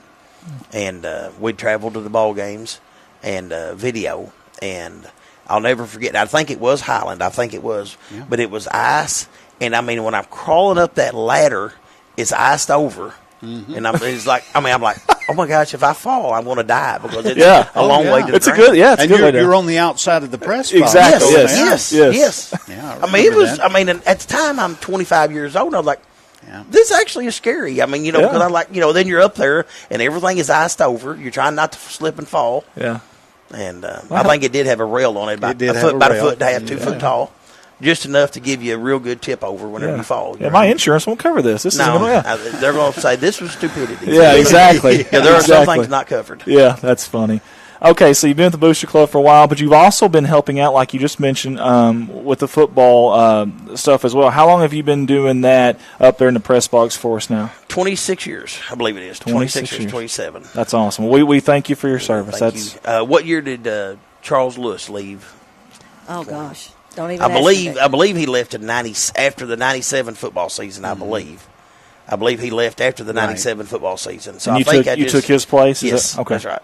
Okay, very good. And now I had been, because that was what's funny is that the year he left, in other words, after he left, that was the last year that we did the filming. So it was one of those that I didn't even have a break. It was I'd finished up the filming, and then in other words, me and Grant and Greg had decided we wasn't going to do the filming anymore. They had changed their programming, the way they was going to do it, and then so Mike Smith called, I believe it was, and said, "Hey, would you? I need somebody in the press box." Yeah. How do you tell him? How do you tell him no? That's exactly right. Hey, I know we're a little past time, but I do want to say this before we get to the end of this. Your wife is an absolute saint. I love that woman. She is wonderful. I mean, she really, really is. We talked about Genuine People with Rob and Cindy Barnes. Man, is she not amazing? She is. She honestly is. I have said for years, I definitely married up in life. Yeah. I would not be where I'm at today without Heather. You won the wife lottery. I won. Let me tell you something. It was the Mega Million too. I think it was a Powerball and a Mega Million mixed together. Yeah. He outkicked his coverage. That's awesome. She is. I needed something written up the other day for a deal I was doing that needed the grammar, and I wrote some rough drafts down, and then she turned around and put it into words that people could understand. And she did it like boom. Oh, she's smart too. And she stayed up till I needed to get in bed early because I had a big day the next day, and I went to sleep, and she stayed up and retyped it for me into, stuff that people could understand when I read it. And anyway, I couldn't ask for anybody any better. Yeah. I really couldn't. Heart of gold. She's got her knee done now, and you can't slow her down. Oh, I'm telling you, David had told me that when Peggy had hers done, he said, Jim, I'm telling you, he said, you can't stop them. And I said, really? Yeah. She had her knee replaced, and it is amazing how That's much better awesome. she feels. I mean, she'd needed to do it several years earlier, and she had that knee replaced, and she's like the bionic woman now. That's awesome. Jim, I know we're about 15 minutes past, but I want to say thank you for jumping on board with us today. Thank you for all you do with all the different stuff you're involved in. Obviously, you've been successful in life. You're doing something right, so keep it up. Thank you very much. We appreciate that. In closing, is there anything you'd like to mention? Any shout outs you want to give? No. Go Bobcats tonight. I'm sure we'll have a big turnout, and I'm excited for Corning's 8-man football. Yeah. And I'm real excited for it, and I hope everyone's over there to support them tonight. Amen to that. So go Bobcats. Thank you, Jimbo. Very good. All right, thank you. That was Mr. Jim Clifton there. We appreciate him. Y'all stay with us. We've got 2 more interviews. We've got one that's already sitting here. A very young man, Mr. Gene Goodman over there, and he's ready. He's been ready for, he's probably been here an hour already, hasn't he? I think he's had 2 naps, but he's ready, though. Y'all stick with us. Oh, actually, before we get off here, we had some comments. I'm so sorry. Charleston from the Marshall Islands says, all is great, brother. Thank you so much. Y'all are looking and sounding great. Well, thank you. He said looking great, so I guess we add Paige, and now all of a sudden we're looking great, Rich. Yeah, all of a sudden. Yeah. Carrie Lynn Reed says, love hearing stories about several kinfolks this morning. Justin Leverett, Andy, remember playing in Yellville, and they had the barbecue grill at concession stand smoking so bad, and the field was totally covered. I do remember that. It smelled so good, though. But anyways, all right, guys, you're watching Good Morning Corning live on Facebook, live on YouTube. We'll be right back.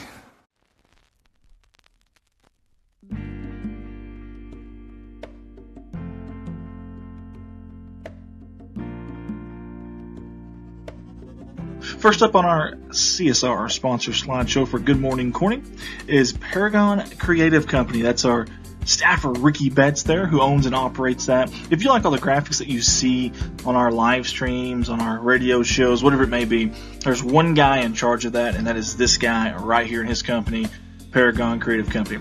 Get hold of him at 870-919-6997. Find him on Facebook, or simply message us here at CSR, and we'll send it to Ricky himself. Again, Paragon Creative Company, proud sponsor of Good Morning Corning.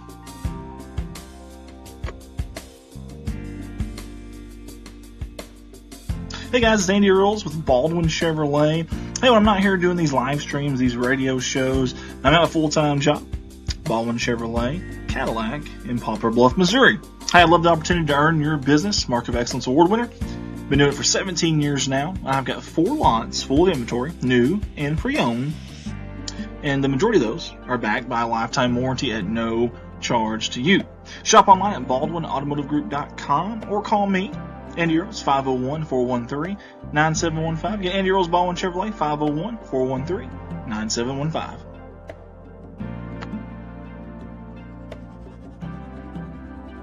All of us here at Redline Media Alliance are excited to announce our new venture, our new endeavor, Arkansas State University Rugby. That's right, we are the new official provider of A-State Red Wolves Rugby, and that starts this year in the 23-24 season. You can find those games, all their home games, live on our Redline Media Alliance Facebook and YouTube. Redline Media Alliance, connect the world.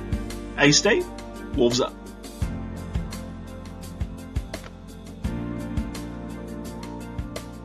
Next up on the sponsor slideshow video is Growing Corning Together. Hey, all of us at Growing Corning Together want to invite you to like and follow us on Facebook if you don't mind. Just search for Growing Corning Together. You'll see the logo there. And we'd like to invite you out to one of our monthly meetings.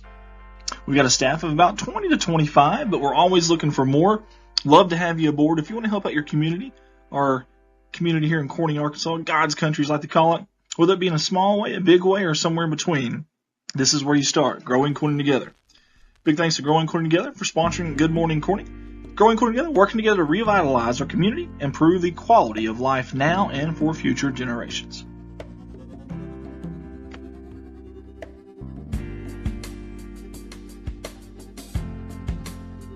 Next up on our sponsor slideshow video is our Corning Sports Report and Redline Media Alliance YouTube and Facebook. I'm not going to pester you about this, I promise, but I will say this. Go to our Facebook, like us, follow us. Go to our YouTube, subscribe. Pretty please? Actually, I'm going to say it a lot. Like us on Facebook. Like us on Facebook. Like us on Facebook. Subscribe to our YouTube. Please subscribe to our YouTube. You're going to subscribe to our YouTube. You got to. You have to. If you haven't, what are you doing? What are you doing?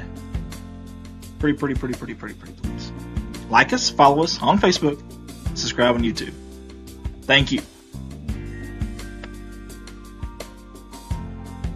Last up on our sponsor video slideshow, KBKG, more music, 93.5 FM, Corning's hometown station. I want to say thank you to Mr. Jim Atkins, the owner there, and all the fine folks at KBKG for not only allowing us to use their radio station, but also for allowing us to take up their airwaves and their time. We sincerely appreciate all the support they give us at CSR as well, and for all the support in the community of Corning as well, Corning High School Athletics. KBKG, more music, 93.5, Corning's hometown station.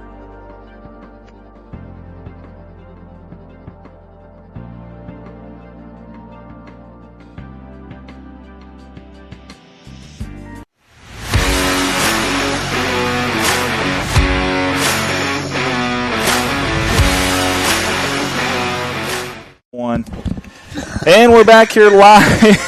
Good morning, Corning. Yes, sir. Excuse me. Would you mention that we're going to do Cal Bingo? Okay. Oh, I hey, did not have. here, go. Hey, go, Here. let him have the headset real quick. Yeah, let him mention that. Camera right here. Jim Clifton's got one more announcement real quick.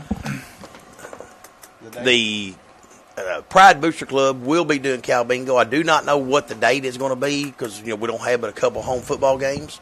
But we will be doing Cal Bingo, so be watching for Facebook ads, and we'll be telling everybody how to buy our tickets on that, okay? Awesome. Appreciate everyone. Thanks. Absolutely. Thank you, Jim. Again, back. Good morning, Corning. This is episode number 9. This is season number 2, year number 2, if you will. We're live on location here, KBKG. More Music 93.5 headquarters. The oldies but goodies, right? That's right. Absolutely. Yeah, oldies but goodies. Andy Earls. How do I look at Paige's glasses? You look awesome. You kind of look like Brandon Burlesworth there. I kind of like that. Yeah. Andy Earls here alongside me, Paige Cat. Old Man Radio there, Rich Martin. Hey, we're happy that you're tuned in with us. And I tell you what we're happy about. We're happy about this next guest.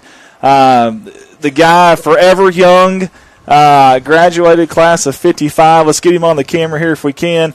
Mr. Gene Goodman. Mr. Goodman, thank you so much for jumping on. See your picture, Gene? That's you. Thank you so much for jumping on with us today. How are you doing, sir? I'm doing fine.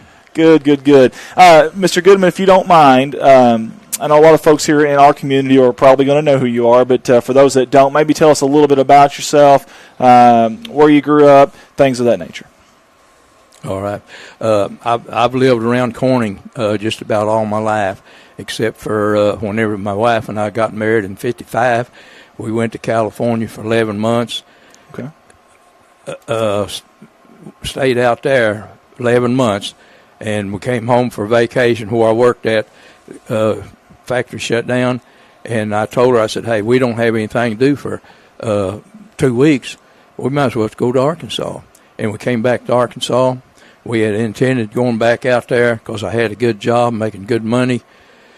But I went to Rockford to see my dad, and he said, won't you come back up here and work with us? I'd worked up there between my junior and senior high school, year. Big money, Yeah. And anyway, I called my wife, and she didn't go with me. I called her and told her, I said, Charlotte, I said, I'm going to go work with my dad and him up here on construction again. And she said, well, you got to come and get me. I said, okay, I will do that. But anyway, a guy that lived here lived up there too. And he was coming back in a week or so, and she called me back and said, hey, I've got a ride up there in about a week. I said, okay, I can do without you for a week, Uh-huh. And anyway, this was in it was a year after we got married in 55. we stayed up there for 3 years, making big money on construction work up there. Now that's what you did here, wasn't it? Didn't you start the steel buildings and stuff like that here? Yeah. I was in the construction business after we come back down here, building houses. Charlie Bracken and myself was building houses, and I was building a set of cabinets for Miss Cochran at her house, and this was a time that the grocery store that Mr. Cochran and them had burnt, and he ordered a metal building from the people down in Mississippi. And while they was putting that building up, people was coming by, and said, "Hey, where'd you get this building? I'm interested in the building."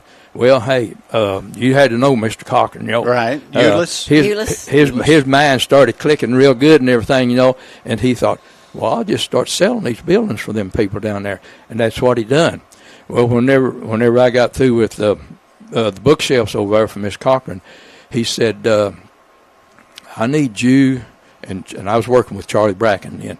He said, I need you and Charlie to go to Toronto, put up a metal building for me. And I said, Mr. Cochran, we don't know anything about metal buildings. He said, I said, don't worry about that. I said, I've already talked to the factory, and they'll have a guy to come down and assist you in it, I said, okay, we could probably handle that, We went down there. We didn't know anything about metal buildings. My goodness. I mean, we were wood builders, like that. That's what we like to do. But anyway, we went down there, and I think it took us like 3 weeks to build that thing. We should have done it in 2 without any problem, but we didn't know what we was doing. Yeah. But, hey, the guy that was supposed to come from the factory to help us never did show up. Oh, really? What a story. Never did show up. Holy smokes. Like a year later, there was a guy come out on the job one day, and he introduced me, says, to me, and I told him, I said, hey, I said, you supposed to have been here a year ago. He said, yeah. I said, we kind of got messed up a little bit, but hey, we just kept learning more and more about it as we done it and everything, We went, after we got through with that, it was a Bezier factory. That's what the factory was going to be. In Tyronza? In Tyronza, yeah. I guess it's the first factory they ever had down there. Wow. Yeah. But anyway. You have a Brazier from Tyronza? Yeah. Not that old. Hey. But anyway, whenever we got through, we didn't even get through with that. He said, now, hey, I got another job for you. He had in Prescott, Arkansas, he had a radio station. Had a radio station down there, Anyway. KTPA. He said, I got another job for you boys. I said, Mr. Cochran, we didn't do a good job on that factory down there because we didn't know what we was doing. He said, hey, the people's tickled to death. They're satisfied with it, But anyway, Charlie went down there and poured the concrete floor for him. And then I went down there, I only had 2 guys working for me then. Hey, I just wanted to work and make a living. That's all I was interested in, Yeah. And that's what everybody was doing. But anyway, I went down there and put the building up. Well, it was easier that time because we'd had to practice. Sure. And at Toronto on that job down there. I think that building still stands down there. Yeah, it does. They're still operating down there. That's where my dad worked first. Oh, I didn't know that. That's right. Hey, that's I don't know. We was down there a week or so, like that. And he told me. He said, my wife wants to fix lunch for you all, dinner for you all sometime. I said, just let us know because we like to eat. Yeah. Anyways, she fixed a meal for us one afternoon, that night. We went over and visited, had a good time with them like that. Hey, that's been years and years ago. Speaking of years, how old are you, Mr. Goodman? I'm old. Old. I'm 87 years old. I want to tell you something. You look fantastic. You get around good. You talk good. It seems like your mind's sharp. What is the secret? How do you do it? Living good, going to church, serving the Lord, don't drink, don't smoke. I ate good. Hey, I don't take not one pill for nothing. Wow. I may be the only guy in Corning, Arkansas that No, Dad doesn't take it. That's right. He don't either. Yeah. Yeah. But hey, I thank the Lord every day. And I don't know why I'm as healthy as I am. Gene's a beekeeper too. Hey, Oh, really? Didn't know that. hey, That's interesting. Hey, yeah. Hey, it was at one time. It's not too good anymore. Oh, yeah. Hey, the guy that gave me my first beehive, I told him, I said, Charlie, I said, the farmers is killing all of our bees. We don't have enough bees around here anymore to pollinate our garden and our crops and stuff like that. He said, yeah, I know that, And I was talking to him across the fence. He was, lived next door to me. And like a week or so, we was talking again. He said, hey, would you be interested in a beehive? I said, oh, Charlie, I said, man, I'd pay you dearly for, just for my garden like that, He said, no, I don't want any money. So he brought me a hive, And, hey, it was in the spring, and I was watching the little bees work out there in my garden, they was doing a good job. And about a week or two later, he said, are you interested in another beehive? I said, now, Charlie, I'm retired now. I ain't looking for another job, But anyway, he gave me another one, At one time, I got up to 32 hives. Wow. Yeah. Hey, I was furnishing honey for the biggest part of Corning County, people like that. Giving, I never did charge anybody not one dime for it, Everybody wanted to pay me for it, I didn't want the money, because, the little bees was doing their job out there, But anyway, Charlie told me one time, he said, now, whenever you think you've got those little fellas figured out, you ain't got them figured out. They got a mind of their own, like that. And I guess that's what happened. I don't know what happened, They just started leaving, and hey, I'm down to like 3 hives right now. Who is Charlie? Who's Charlie? Charlie Bracken. Okay. Charlie Bracken married Sandra Ruff from Success. Mr. Ruff was a school teacher, and him and his wife over there. I've got to say, Mr. Gene, you've got a fan club on here. Trina Phillips and Lisa Bass. They can't say enough nice things about you. Yeah, a lot of good things going here. Lisa's my neighbor. Well, Yeah, out there. Yeah. She bought the Rockwell place. They do, yeah. Hey, they got the sweetest, nicest little boy. Yeah. I mean, hey. He's a good one. It's no, sir, and yes, sir. And hey, he was one smart kid, like that. Well-minded, yeah. Yeah. Gene, take us back to 1953. You were a junior? Played football? 53 would have been 53. No, you graduated in 55. I was in 10th grade. 10th grade. I was in, yeah. Okay. Back then, hey, man, we had some super players back in 53. Well, you played with Rudy and Eugene Taylor and yeah, they was in my. We were in the same grade together. Okay. Like that. But now, back in those times back there, you didn't get a jacket. You had to play so many quarters each game, in order to get a jacket like that. I didn't get a jacket in 53 because I didn't get to play very much because all the big boys, the juniors and the seniors, was doing it back then, But I enjoyed, I got a lot of good experience, that year. And that's the year that Coach Mullins was here. Okay, that's what I was going to ask you. Yeah. Coach. So 53 was Coach Mullins. Mm-hmm. Okay. Do you remember a Coach Ledbetter? No, sir. Okay. I may have gotten bad information on that then. No. Coach Yates and Ledbetter were supposedly somewhere in that mid-50 to maybe late 50s. Maybe it was late 50s then. Yates doesn't ring a bell either? Yates, yeah. He was the main coach. Yeah. Okay, Yates was? Yeah, he was he was okay. In my junior and senior high, he was the number one coach. Okay. Coach Yates. Okay, so Yates was in those years. Okay, good. Okay. You said that you didn't get to play much in 53, but I dug up an old article now. This is from 1953. Corning Bobcats beat do you remember the Burdette Pirates? Yeah, 45-6, and Mr. Goodman right here in front of us on our screen right now scored 2 touchdowns that game is what I'm seeing from here, according to the article. And you mentioned Rudolph Johnson had 110 yards, 120 yards rushing that day. It looks like Smith had a receiving touchdown. Do you remember Rhodes? Pepper Rhodes. Pepper Rhodes, okay. He had 2 onside kick recoveries that night. Mm-hmm. And Young, was there a Young as well? Last name Young? Quarterback. Okay, very good. Yep. Yeah. Had 2 touchdowns that night as well. So it says there was a large crowd at, I don't know if it's Sprague or Spragg Field, but which was it, Gene? Spragg Field, okay. So actually, speaking of that, we've asked everybody this, and I'll pick your brain about it too, but do you remember hearing any stories about the football field before Spragg Field and where it was located and what it was called?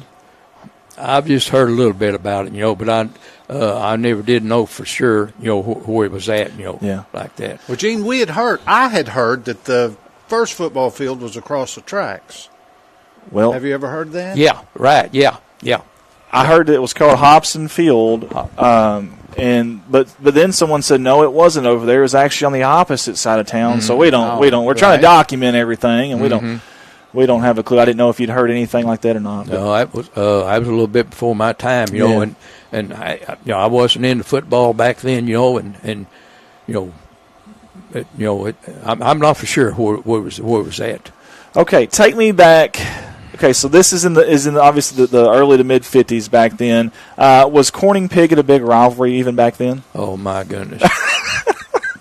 And we played on Thanksgiving, didn't we? Every Thanksgiving. Yeah. That's right. Yeah. And I don't know where they had better players or better coach. A coach makes a difference on a football team. Mm-hmm. I mean, look at Don Campbell. Yeah, there was a lot of years that he was here, and we didn't have a football team, but hey, he won a bunch of games. Yeah, it makes a lot of difference who the coach is. I'm trying to think. Do you happen to remember the coaches at that time at Piggott? No, I don't. Okay. Okay. I know we had some of that documented too. Did you guys beat Piggott any of those years in the 50s? No, we never did beat Piggott. We tried hard every year, but they just outplayed us. Yeah, or had a better coach than what we had. They outplayed us. Like that. Yeah. But now the next year after I graduated, Corning beat them that year. Okay. Yeah. Okay. Leon Cabot was running the running back. Like that. I'm not for sure who the quarterback was then. After that. Because I had went to Illinois, and I didn't get to see any games back then. Looking at your football summary that year, it looked like we played Mark Tree to a 0-0 tie. Do you remember that game? That was probably one of the hardest games that I ever played in. I mean, it was just back and forth. We just never could get the break. To get across the line. Like that, and it was a tough game. And they had a good team that year, just like we did. Yeah. I noticed in there too. You guys put a shellacking. I mean, a thumping on Pocahontas. Hey, 39-0. Wow. Well, see, I always remembered it was like 36-6. Right. But I'm sure that's probably right there. Yeah. But hey, we thought we was going to get blowed out whenever we went down there. Really? They was a bigger school than what we was, But hey, all week long, Coach he just kept telling us, boys, y'all can beat them. Y'all can beat them. Yeah. And we just lucked out and scored a couple 3 touchdowns on them real early. I bet they were shocked. And hey, I think that's what beat them boys that night. Yeah. They couldn't believe a little old team like Corning come down there and scored on them like that, and I think it just blowed their mind, and that's what really beat them like that, And hey, they went on. They won almost all the rest of their games all year long. Wow. Yeah. That's an impressive score. Hey, it was. To do that. We've got this this annual here, and Rich, I don't know if you can take that camera phone there. And if maybe you can take it and point it at that there for us. This one? Yes, sir. Or I can do it, actually. I'll go do it real quick. Hang on. Just so people can see. I want to see this. This is really cool. All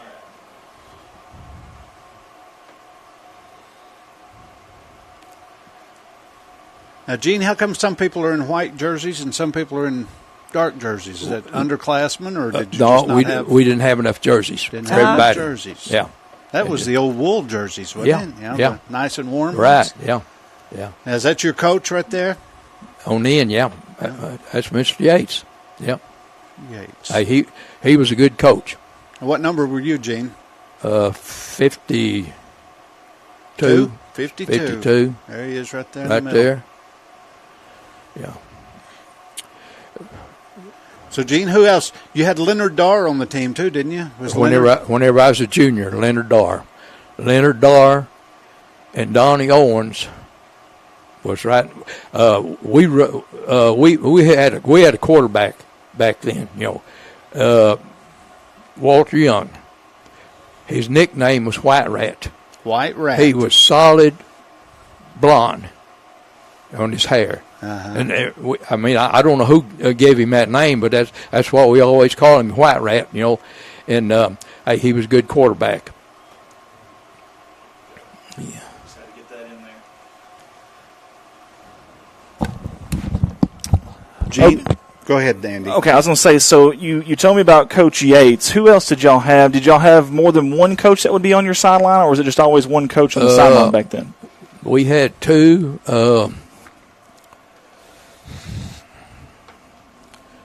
I'm trying to think. It's hard to remember 68 years ago. Oh, now, Gene. Yeah, well, I can only imagine. Yeah. Wow, I see Don Goodman on the junior high team. I remember Don Goodman. Okay, yeah. So Kippy Woods was on the junior team. Yeah, right. Aubrey Johnson. Yeah. Let's see who I remember on your team. Yeah. Stan King was on your team. Stan King, hey, he was he was a hoss. I mean, he was one. He wasn't fast, but hey, you couldn't get around him. If you tried, you couldn't run over him, like that. Terry Hatch says, ask him about running from the school to the field. Hey, yeah. Hey, we didn't have any transportation out. The football field, where it was at, out there where the Huddle Plaza is now. Right. Like that. Uh-huh. Okay. Coach said, boys, I want you running from the school, the whole high school. I want you running all the way out there. You'll be warmed up whenever I get out there and start practicing like that. Hey, the ones of us knew how to run, it didn't bother us. Sure. We ran, we was in shape, like that. But some of them, hey, we was out there probably 15 minutes before some of them got out there. Like that. I mean, they was that slow. Wow. Yeah. No water. Hey, we didn't have any water out there. Really? No. Wow. No. So was your practice field, did y'all practice at Sprague Field too? Yeah. Okay, so y'all practiced there and played. Practiced and played on the same field. Yeah. Okay. Yeah. Okay. And, hey, it wasn't in as good a shape as what these fields are now. Oh, yeah. They didn't have water at that one time, but Sure. Later on, they got where they fixed water, where they could water and keep it green all the time. Yeah. Gene, y'all lost to Harrisburg that year, 13-12. I don't want to talk about it. You don't want to talk about that. How come? I love that, man. Yeah. However many years later, and I love Still that. holds a. I can tell you what happened. Hey, that was a hard-fought game too. Were you here or at Harrisburg? We was there. Yeah. Okay. See, I always thought we had a Junior Smith was our extra point kicker. Okay. He made about half of them. He couldn't make every one of them. If the coach would have let us run the ball, we could have Made the 2 points. 2 points instead of the 1 point like Right. that. We could either tied it up or like that, or won it like that. I thought we would have won the game. But anyway, it was the game was just about over before they scored their last touchdown. Eugene Taylor was left field. I was right field. Rudolph Johnson was in the center, fullback like that. The boy threw the pass down in the end zone. And the only thing I can figure out that what happened is their boy went up and had the ball in his hand when he come down, and the official called a touchdown. Whenever I got over there, both of them was laying on the ground, and Eugene Taylor had the ball in his hand. Oh, wow. Yeah.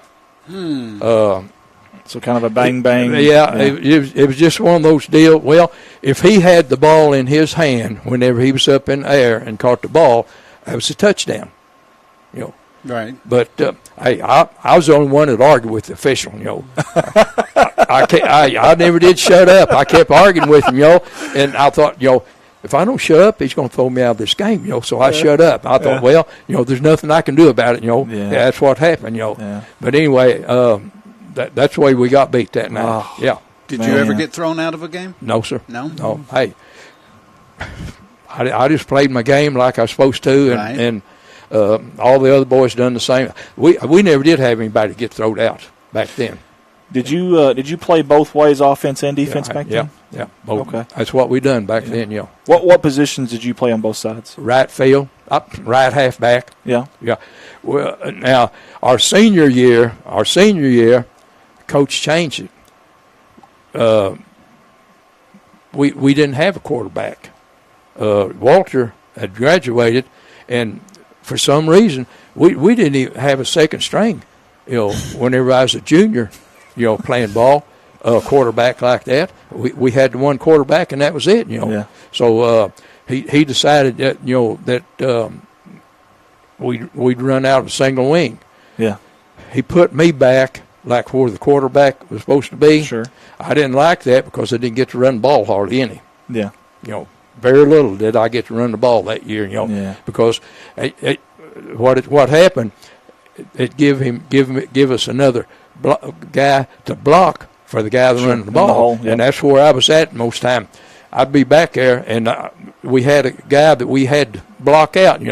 Well, I'd block him out, and I'd turn around. And I said, "Well, where's the runner out?" Well, I'd look back, and he was down back at the line. Somebody tackling him back at the line, like that. So, I mean, that's just what happened. Right. How big was y'all's offensive line back then? You said Leonard Darr. Donnie Owens. Right. They was Big boys. guard and tackle, right there, and I was right behind them. Hey, it didn't make any difference who was in front of them. They could block them out. I could always get 2 or 3 yards every time I carried the ball back then, Yeah. And a lot of times, if I'd get back there, hey, I could dodge the other boys. You could fake them out, and go, like that. But do you still have some of those juking moves, Gene? Well, those bees, they get out. He's got to. Yeah, that's right. Yeah, hey, whenever I mess with those bees, I put my suit on because I don't like to be stung. Right.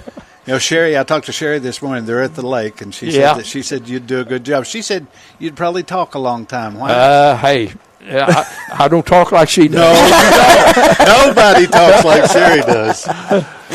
I could call her up on the phone, ask her a question. I just want yes or no like that. Hey, maybe 30 minutes or an hour, I'm still listening to her talk on the Still phone. listening, yeah.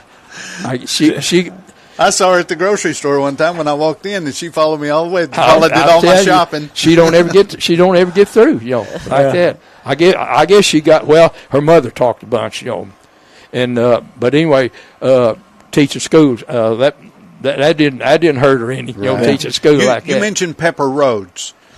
Pepper Rhodes was didn't their family own that house down here on the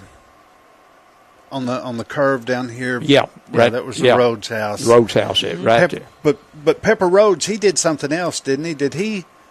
Seems like Pepper Rhodes was something.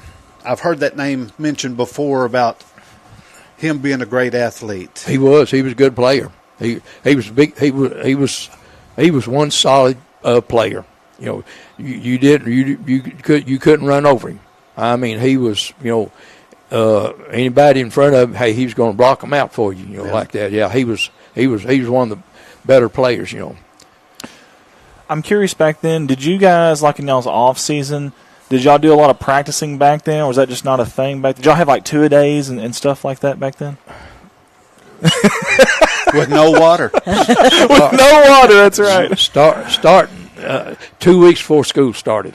Okay. That's whenever we started practicing like that.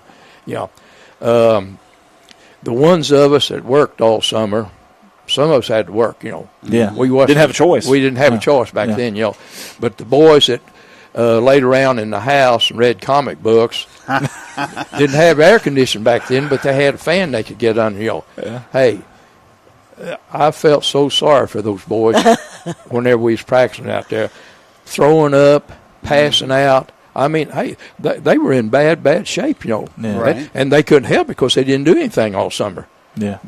Their dads, mother they had good jobs, They didn't have to work like a lot of us, had to work, like that.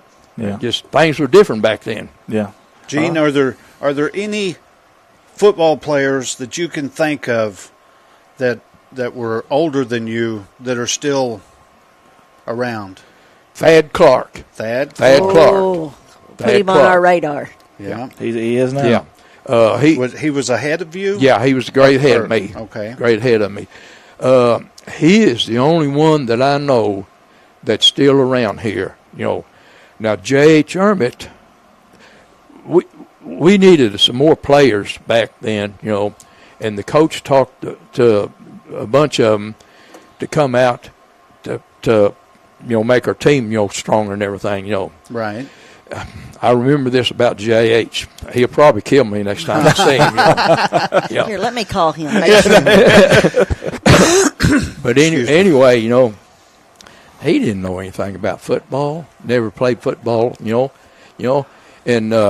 whenever they was on defense, and our blockers, they'd hit him, knock him down, and everything. And he goes to the coach and said, "Well, he hit me, I mean, he didn't know what we was doing out there, like that. I always remember that, But now I don't think he lasted all year. I'm not for sure about that, but I don't think he stuck it out, till it was over with, Now, do you go to the Liars Club down here at McDonald's in No, the morning? hey, no, that's not no, you. that's You're not in me. You're not in that group. Yeah, okay. I know all the. Well, I stop in there every now and then and see him, Right. And that's a good group of. That's an unoriginal bunch of boys, Right. Right. Yeah. Tell me a little bit about growing up here at Corning. Was it a pretty booming place back then? I've always heard about the downtown area, and tell us Hop about Alley. your experiences. Hop with Alley. Mm-hmm. Yeah. Hey, I lived on a farm. My dad was a cotton farmer. Okay. I mean, that was something special back then. I remember whenever we moved to Saxton one year. I was in the second grade, and with the little school that we went to up there had a summer school. Well, my sister was in the first grade, and so whenever we went up there, it was just a small school. Mm-hmm. And anyway, they didn't have enough chairs. My sister had to sit on the floor. Oh, gosh. Yeah. And anyway, I said, Louise can have my chair. I'll sit on the floor. And I don't remember what the teacher's name was. And she said, no. Gene, that's your chair. You guys sit in that chair, like that. Hey, I just got her by the hand, and we left that school. This was a summer school, and went home. And my parents didn't make us go back to school that year. Wow. Yeah. But well, we knew that we was going to leave as soon as cotton season was over. Yeah. We moved. Mr. Bryan and them that lived at Moark. You remember the Bryanies? Mm-hmm. Okay. They found out about my dad, and they wanted him to come and show them, teach them how to raise cotton, like that. So and they built us a little old house out in the woods over the railroad track before you get to the river bottoms there, and we stayed up there for 2 years, helped until they got where they could farm the cotton and everything. And we moved up there in the 2-story house where Farrell Young lives now. We lived there. I've walked behind 60 acres of that ground right there behind 2 big black horses whenever I was 10 and 11 and 12 years old, harring the ground for my dad to plant the cotton. We had an old wore-out F-20 farm all tractor and 2 big black horses. That's what we farmed that ground with. Wow. Yeah. That's impressive. Hey, And my dad, he said, now, Gene, them horses got to work all day. I don't want you riding on that har and letting them pull you. Like a little 8-foot har is what it was behind them 2 horses there. He said, you walk behind that har, and don't let me catch you on that. I mean, I knew not to get on that. Made it and clear. ride that thing, like that. But that's we lived there until my mom and dad got a divorce. Whenever I was 12 years old, I was almost 13 years old whenever they separated. Like that. She was pregnant with my youngest sister. That's Gene. You still go to the ball games. Hey, I don't miss one. You still go to the softball games, even though you don't have anybody out there. You still go to the softball. I mean, that's where I talk to you at the softball games and stuff. Hey, once a Bobcat, always a Bobcat. Always. Yeah. Hey. Well, that's great, Jim. Yeah. Do you have some memories of our 4th of July picnic when you were younger? Yeah. I assume that was around then. I assume. Right. Yeah. We didn't get to come to all the 4th of July picnic like that. Hey, we was just poor dirt farmers, what they called us back then. We most time we worked all the time. My dad tried to have everything done by noon on Saturday, where we could go to town and do our shopping, and sometimes they let me go to the movie at the theater, down there.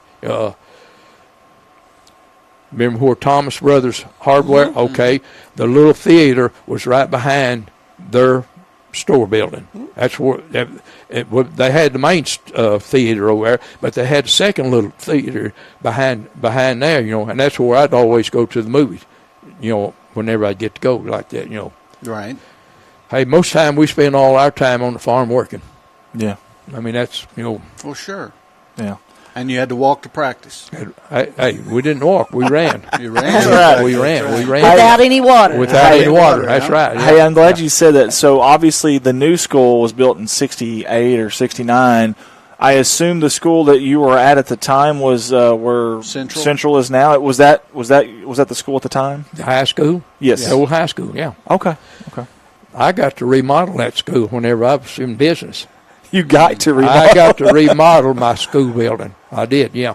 Hey, and it's a shame that we don't have enough kids to still use it. Yeah. It's going to sit there and it's just going to deteriorate, That's what's going to happen to it. It's too good a building, Yeah. I wanted to buy that from the school whenever they quit using it years ago. I was going to make apartments and stuff out of it, But they said, no, we can't sell that to you, like that. Yeah. But at one time we had a Head Start center. That's right. Yeah. I mean, it's all the lumber and everything in the building is it's number one material. That's awesome. I was looking in your annual. Terrell Parrish was in your class. Yeah. Did he play football? No. He played basketball and he ran track. Okay. Yeah. And you ran track. He ran track, yeah. Ran track. Oh, no, Terrell. He's the youngest boy. Okay. I don't know. I just saw his picture in there in the Mr. and Mrs. CHS or something like that at one time. Terrell. Yeah. Gosh, I went blank. That's okay, Gene. That's what happens to you whenever you get old. You can't remember stuff like that. Right there. He had an older brother that was in my class. Okay. Daryl was his. Daryl, yeah. Okay. Yeah. I'm always go ahead, Ms. Page. Do you drive around town and admire all your old buildings? I mean, about how many do you have that you could probably? Oh gosh. That was the thing back then. How many buildings in town that you put up? 90% of them. Really? Wow. Yeah. Wow. I didn't have any competition back then. I just started out with 2 guys working for me. All I wanted to do is make a living for my family. Mm-hmm. That's all we had. That's all I had in mind, like that. But it just snowballed. It got bigger and bigger. At one time, one summer, we had 30 people on our payroll. Man. Yeah, we did. I worked a bunch of high school boys every summer, They wanted to work. They wanted the hardest job that I had, Of course, they wanted to stay in shape. they'd be ready for football, whenever it come around like that, Did Dow work for you at one time? Yeah. Yeah. Yeah. And then later took on the company? Yeah. I'm always curious to kind of compare different time frames and how you guys did things versus how we did. Did y'all have, like, before the games or on game weeks, did y'all have pep rallies back then? Yeah. Y'all did? Oh, yeah. Hey, we had some good girls back then. Yeah. Now his mind goes blank. That's awesome. So y'all had pep rallies. I'm assuming was homecoming a thing back then? Oh yeah, it was big. Homecoming was the number one thing every year. Really? Yeah. Okay. Yeah.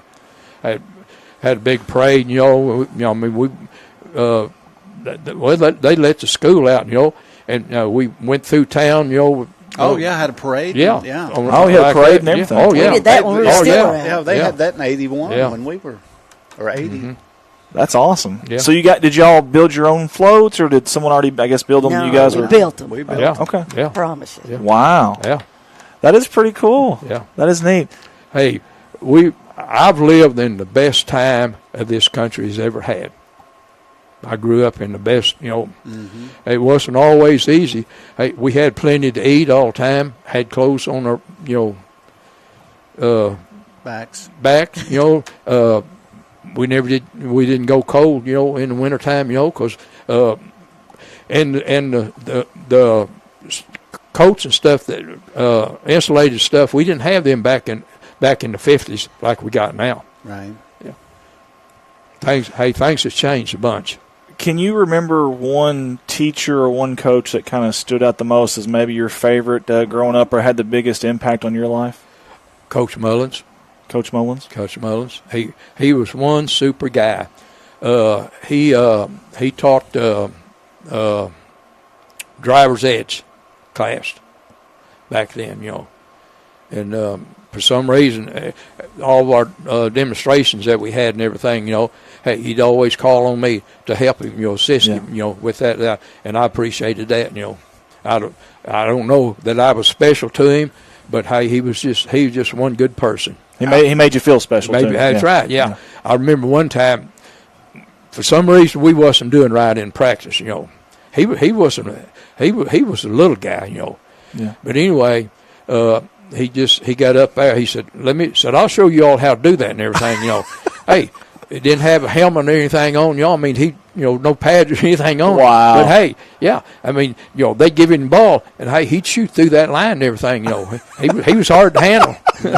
That's pretty awesome. Yeah, he was. Yeah, that is neat. But he was one super guy. Alvin Cole was your principal? Or No, he was the success. Oh, okay. Yeah.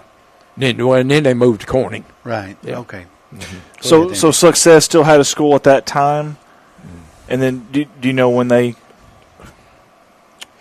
Was it, I guess, after your time? No. I think probably whenever I was maybe in the 9th grade. Okay. That maybe the 10th grade. I'm not for sure, but they closed all the Dado, Success. They really? closed those schools, and everybody started coming to Corning. Was that a weird transition for you guys with all these new kids coming in? Was there hey. a lot of fights or anything? All the pretty girls we got to see, Was your wife a hometown girl? No, she was a Success girl. Success girl. Okay. I was working at the grocery store, Mr. and Miss Rom, Mr. and Miss Adams. You know Mr. and Miss Adams. Yeah. Okay. Avon? They own the grocery store. They took over Wood's grocery store down on Front Street. Wood's grocery store. I remember that as Jerry Rorick's grocery store. Well, it's, but before that, before that, the Woods owned the grocery store, where the old building's still standing there like that. They had a clothing store in front and a grocery store in the back like that, and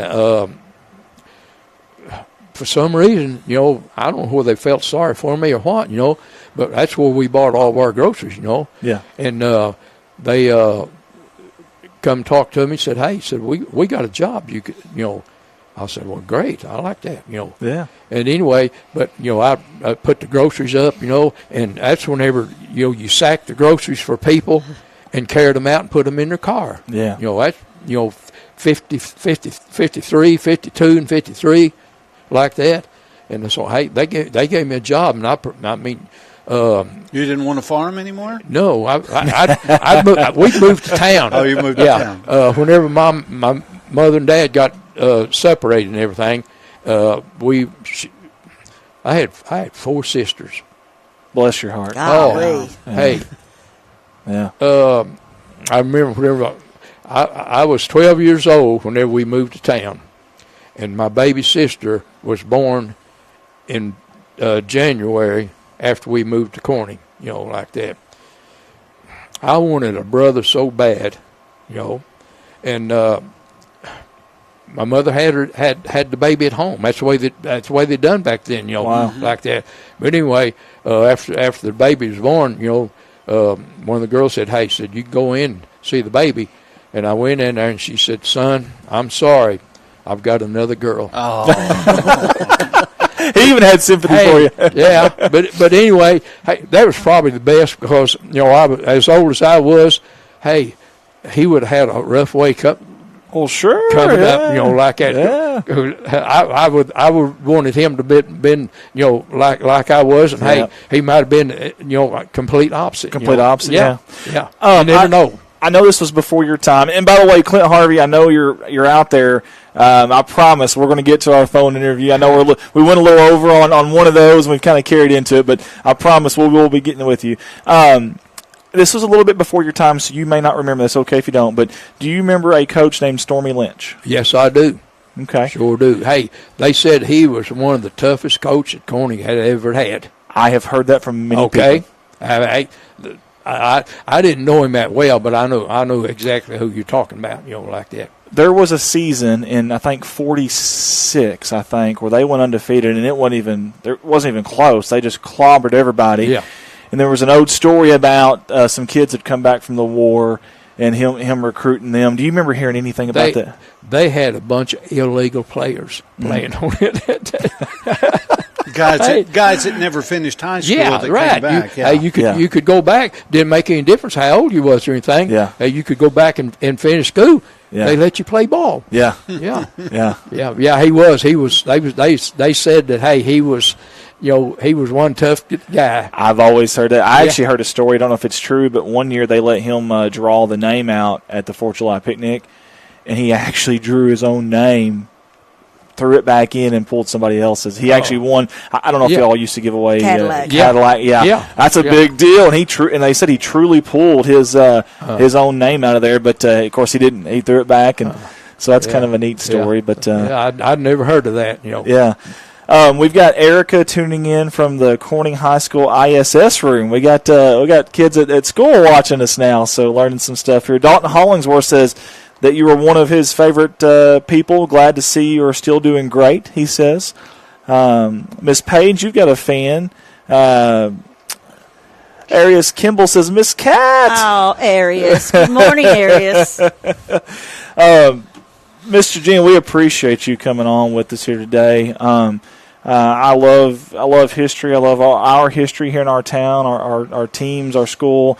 You're doing awesome, getting around just great, and we really have a lot of respect for folks like yourself that old people. Is what I was trying to say, Gene. seasoned, but you went through so many different things in life because this world has changed so much in the last 50 years. It seems like, and you're still here. You have a great attitude, getting around great. So I feel good all the time.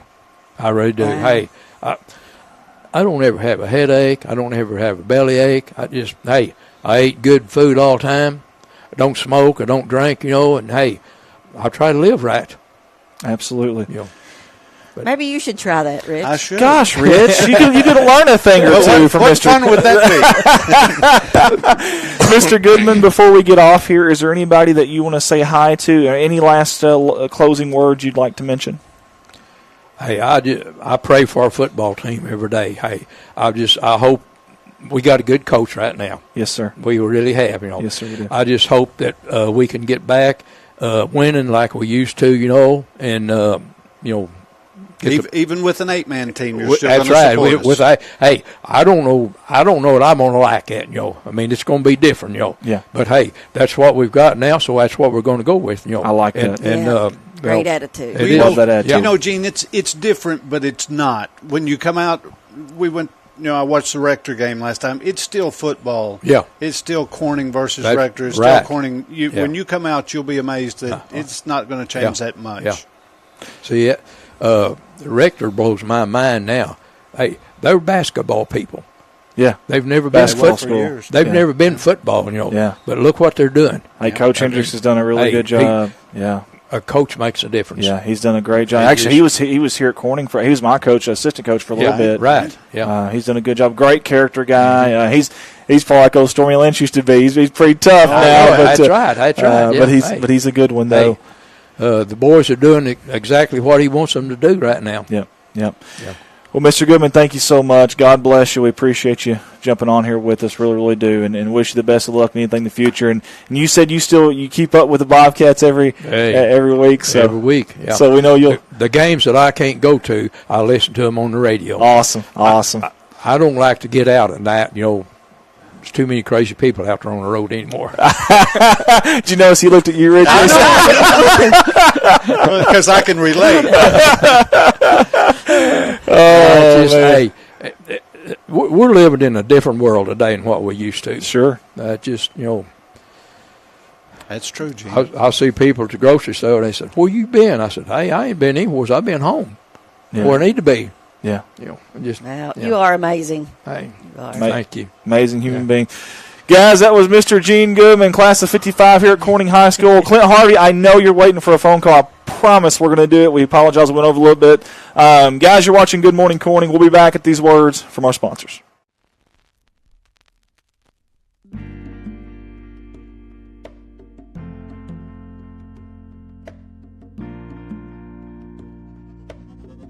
First up on our CSR, our sponsor slideshow for Good Morning Corning, is Paragon Creative Company. That's our staffer, Ricky Betts there, who owns and operates that. If you like all the graphics that you see on our live streams, on our radio shows, whatever it may be, there's one guy in charge of that, and that is this guy right here in his company, Paragon Creative Company.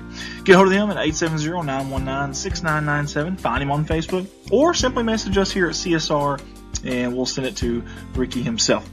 Again, Paragon Creative Company, proud sponsor of Good Morning Corning.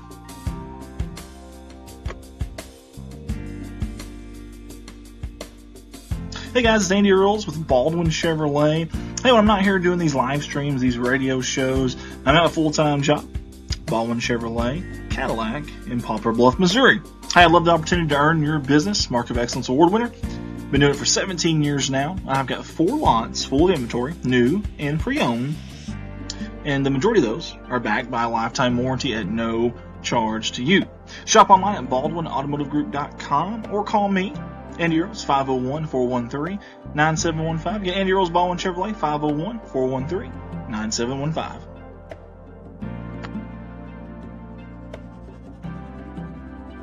All of us here at Red Line Media Alliance are excited to announce our new venture, our new endeavor, Arkansas State University Rugby. That's right, we are the new official provider of A-State Red Wolves Rugby, and that starts this year in the 23-24 season. You can find those games, all their home games, live on our Red Line Media Alliance Facebook and YouTube.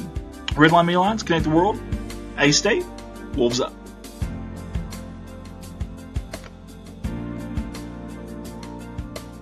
Next up on the sponsor slideshow video is Growing Corning Together. Hey, all of us at Growing Corning Together want to invite you to like and follow us on Facebook if you don't mind. Just search for Growing Corning Together. You'll see the logo there. And we'd like to invite you out to one of our monthly meetings. We've got a staff of about 20 to 25, but we're always looking for more. Love to have you aboard. If you want to help out your community, our community here in Corning, Arkansas, God's country, as I like to call it, whether it be in a small way, a big way, or somewhere in between, this is where you start, Growing Corning Together. Big thanks to Growing Corning Together for sponsoring Good Morning Corning. Growing Corning Together, working together to revitalize our community, improve the quality of life now and for future generations.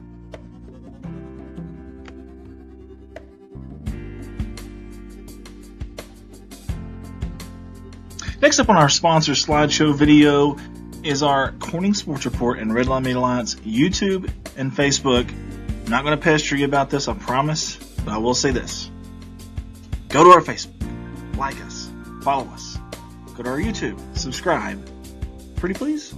Actually, I'm going to say it a lot. Like us on Facebook. Like us on Facebook. Like us on Facebook. Subscribe to our YouTube. Please subscribe to our YouTube. You're going to subscribe to our YouTube. You got to. You have to. If you haven't, what are you doing?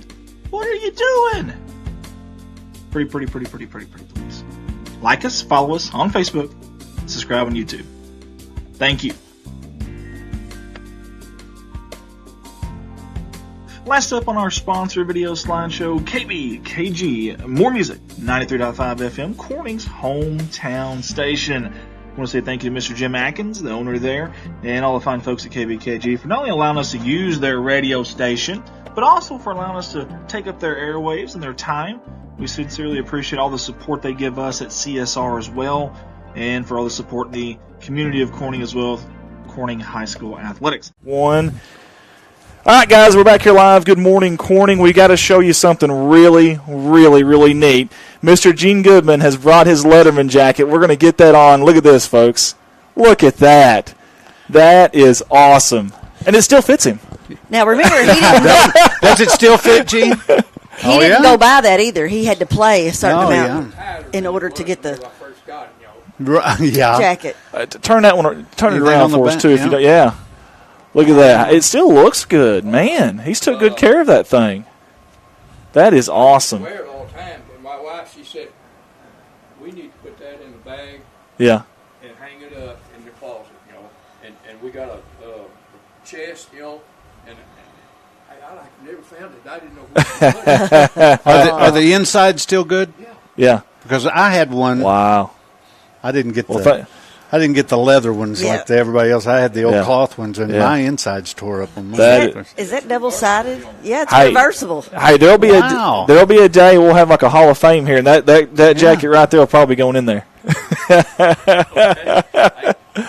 another one out there too. Hey, bring it on in. That's if you got time. Like I told you, you had to play so many quarters. Yeah. So many quarters to get that. Yeah. You got to earn it. You couldn't buy them, or they wouldn't give them to you. If you didn't play. I think you had to play 3 quarters. In each game. 3 quarters in each game. Wow. Guys, before we get Mr. Clint Harvey on, we've actually got him on the phone here. But before we do that, we got to say thank you to all the folks that make this possible, all of our sponsors. Speaking of sponsors, at CSR this year, we had a whopping 54 different sponsors, which is unreal to even think about. I sent you that picture. I didn't even. That's think okay. about that being on. 54 sponsors, guys. You guys are awesome. We really, really do appreciate it. Hey, don't forget tonight we will be live in Brockwell, Arkansas, at Izard County High School for the 7th grade / junior B, the junior high, and the senior high football games tonight. Those will all be live with us here. Here comes. We got one more Leatherman jacket here. We're going to get this on camera too. So this was in 53 for Gene there. Again, in 53, he played enough to get that. And I know he had a heck of a game against the Burdette Pirates. I played every game in 53. Well, see, this was in the fall, Yeah. Graduated in spring. Yeah. So this was actually 54. Oh, okay. I see what you're saying. Okay. Gotcha. That is good stuff there. 2 of these, and then my girls only had 5 of them. Right. That is hilarious. Well, we appreciate you, Gene. That is awesome stuff. Gotta love it. Doing all right? Doing well. Gotta love it. Guys, again, thank you for everyone that's tuned in with us today, too. We've had several comments. I won't be able to comment and engage with you now, so I'll probably have Paige look at those comments for us because we got Clint on the phone. And speaking of Clint, if you can hear us, now would be a good time. Let's introduce you. I want to say thank you, first of all, for coming on with us today. And how you doing, my man? I'm doing good. Awesome. Excited to be talking to the Corning people. Clint, where are you coming to us from? Covington, Louisiana. And that is close to what? New Orleans. New Orleans. You know have you heard of the Pontchartrain Bridge. Yes, the Pontchartrain Bridge. It's right across the bridge from New Orleans. That is awesome. Clint, I don't know if you're able to watch the stream right now, too, but if you are, we are about to put, well, I say we, Miss Paige Cat is about to put up a picture of you, and I'm going to bring it on our screen right now. It looks like a giant. That is precious right there. Remember that? Do you remember that, Clint? I'm zooming to it right now. That is a absolutely precious photo right there inside the Bible. Oh, that's an amazing photo. Yeah, that is awesome, man. Hey, I'm going to tell you something. Stuff like that, man, that gets to me. Okay, I'll get off that. There you go. Paige, you're good now. That kind of stuff gets to me right there. That is an awesome stuff, man. For those that don't know you, Clint, I know a lot of people here in town are going to know who you are, all that stuff, and what you're doing. But for those that don't know you, do a little bit of an introduction for us, if you don't mind. My name is Clint Harvey. I lived in Corning my whole life growing up. I played football there. So I was really excited about getting to come on here. You know, I want to talk about 8-man football. Okay. I played college football for a few years, became a cop for a while, and then became an MMA fighter. Now that's what I'm doing. Man. Hey, wrestling's next. I wanted him to get into wrestling. I want to get into WWE. Yeah. I'll go. Yeah. Well, it sounds like you're talented enough to do just about anything. My goodness, college football, a police officer, and now MMA. Hey, and Clint, remind me to stay on your good side. My goodness. Oh, well, I'm a nice guy. He's a gentle giant. It is hard to get in the headspace that you need to like be good at fighting, you know, because you got to get in there with the thought process of, all right, I've got to hurt this guy because that's what I'm in here for. Yeah. Well, after your first fight, and you showed pictures of your legs that were all bruised up and stuff, how do you recover from that? A lot of time off of it, honestly, but active. Yeah, I did take some time off of it, but you got to be active because if that blood sits in there for a long time, it's going to stiffen up and just get worse. Just started doing walks. A lot of backwards walking engages more muscles than forward walking. Never knew that. Wow. I learned something today. Just like on a treadmill, you can push backwards and things like that. So there's a lot of stuff I've learned to help with fighting through the years of just doing different athletic things. Kind of a bunch of different. Putting up with your brother. Yes. Riding horses. My brother. Exactly. Yeah. I remember when y'all used to get out there and I used to be a cowboy. Yeah. Nice. Man, I gotta know. Either you're extremely brave or you've lost your mind. One of the two. What got you into MMA fighting? As you see, all the influencers and stuff are doing it now, and I just thought it would be. I thought I could do it, and it would be a good way to make money doing it, like real money. Did somebody approach you? Yes, Alan Belcher approached me about getting in MMA fighting. And he needed a big training partner for a fight he had coming up. And, I'm just a big guy. And can move decent. A lot of big guys can't move very well, so that helps. Yeah. And he got me down there and trained with him, and he was like, he thought I could do it. And someone having confidence in you like that. Oh, yeah. I might as well do it. Man, I tell you what, it's so cool to see Corning Zone. We see these posts and stuff, and it's just so neat that we've got somebody in that field and that's doing. It sounds like you're doing pretty good. Are you not? I'm 5-0 right now in MMA. Yes. Yeah, baby, undefeated. Yeah, I need to do more posting because that's where everything's at. Is social media these days. Well, sure. And honestly, we need to do a better job of getting with you. We're going to start communicating with you more and try to get stuff out there for you too. Speaking of, okay, this is a good opportunity. We got several people that watch this live, and then we have several that go back and rewatch it when they have time. Tell us what you have coming up next with the MMA stuff and where they can see that or how they can see it. I had a fight about 2 weeks ago, I think, a week and a half ago. I'm currently looking for another fight. I've got a few guys that Looking are. for a fight. He's looking for a fight, yeah. Yes. If anybody yes. out there wants to fight Clint, he's looking for a fight. No, don't point at me. Rich's schedule's pretty free. I don't know if. Hey, I We thought can Clint, do it. Clint was going to hurt me one time because I told his dad I saw him peel out in his truck one I time. And was just thinking about that. He got sideways in his truck, and I told his dad. And, Clint's like, I was just thinking about that, and I was sore about that until I have a kid now. He's 5 months old. Oh, And I was like, changes things. you know what? If he was out in the parking lot and somebody did that, I'd be a little. Right. Yeah, so he was just doing well, the right thing. if my boys had done it, your dad would have told me. So I just felt like I needed to tell your dad.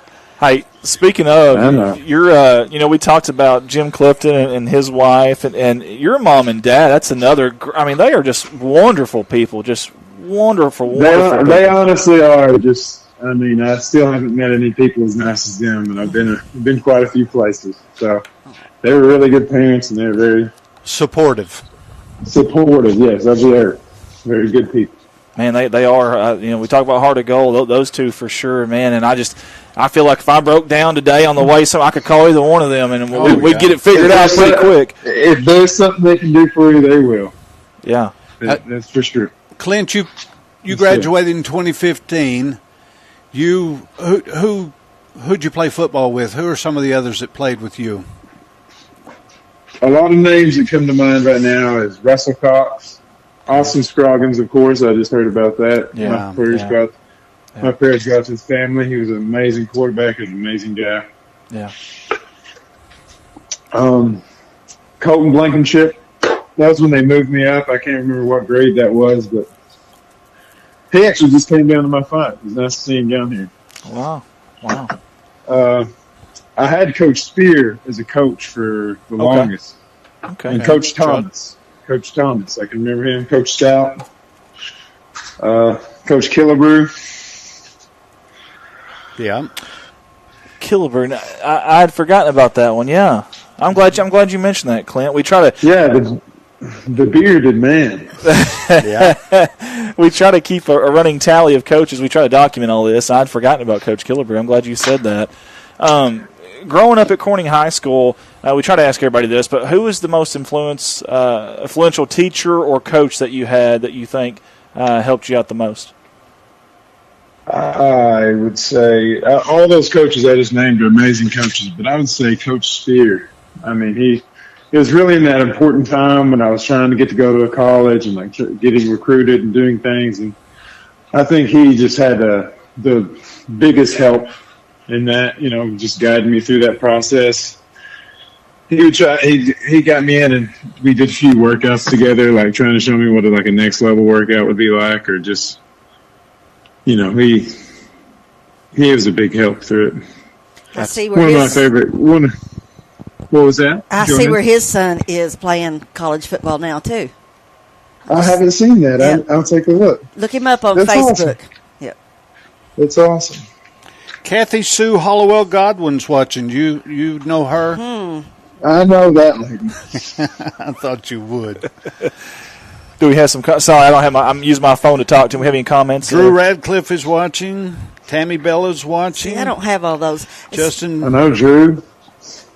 Yeah. You talked about high school. What about elementary school? What grade were you in when you were diagnosed with leukemia? I want to say second. I am.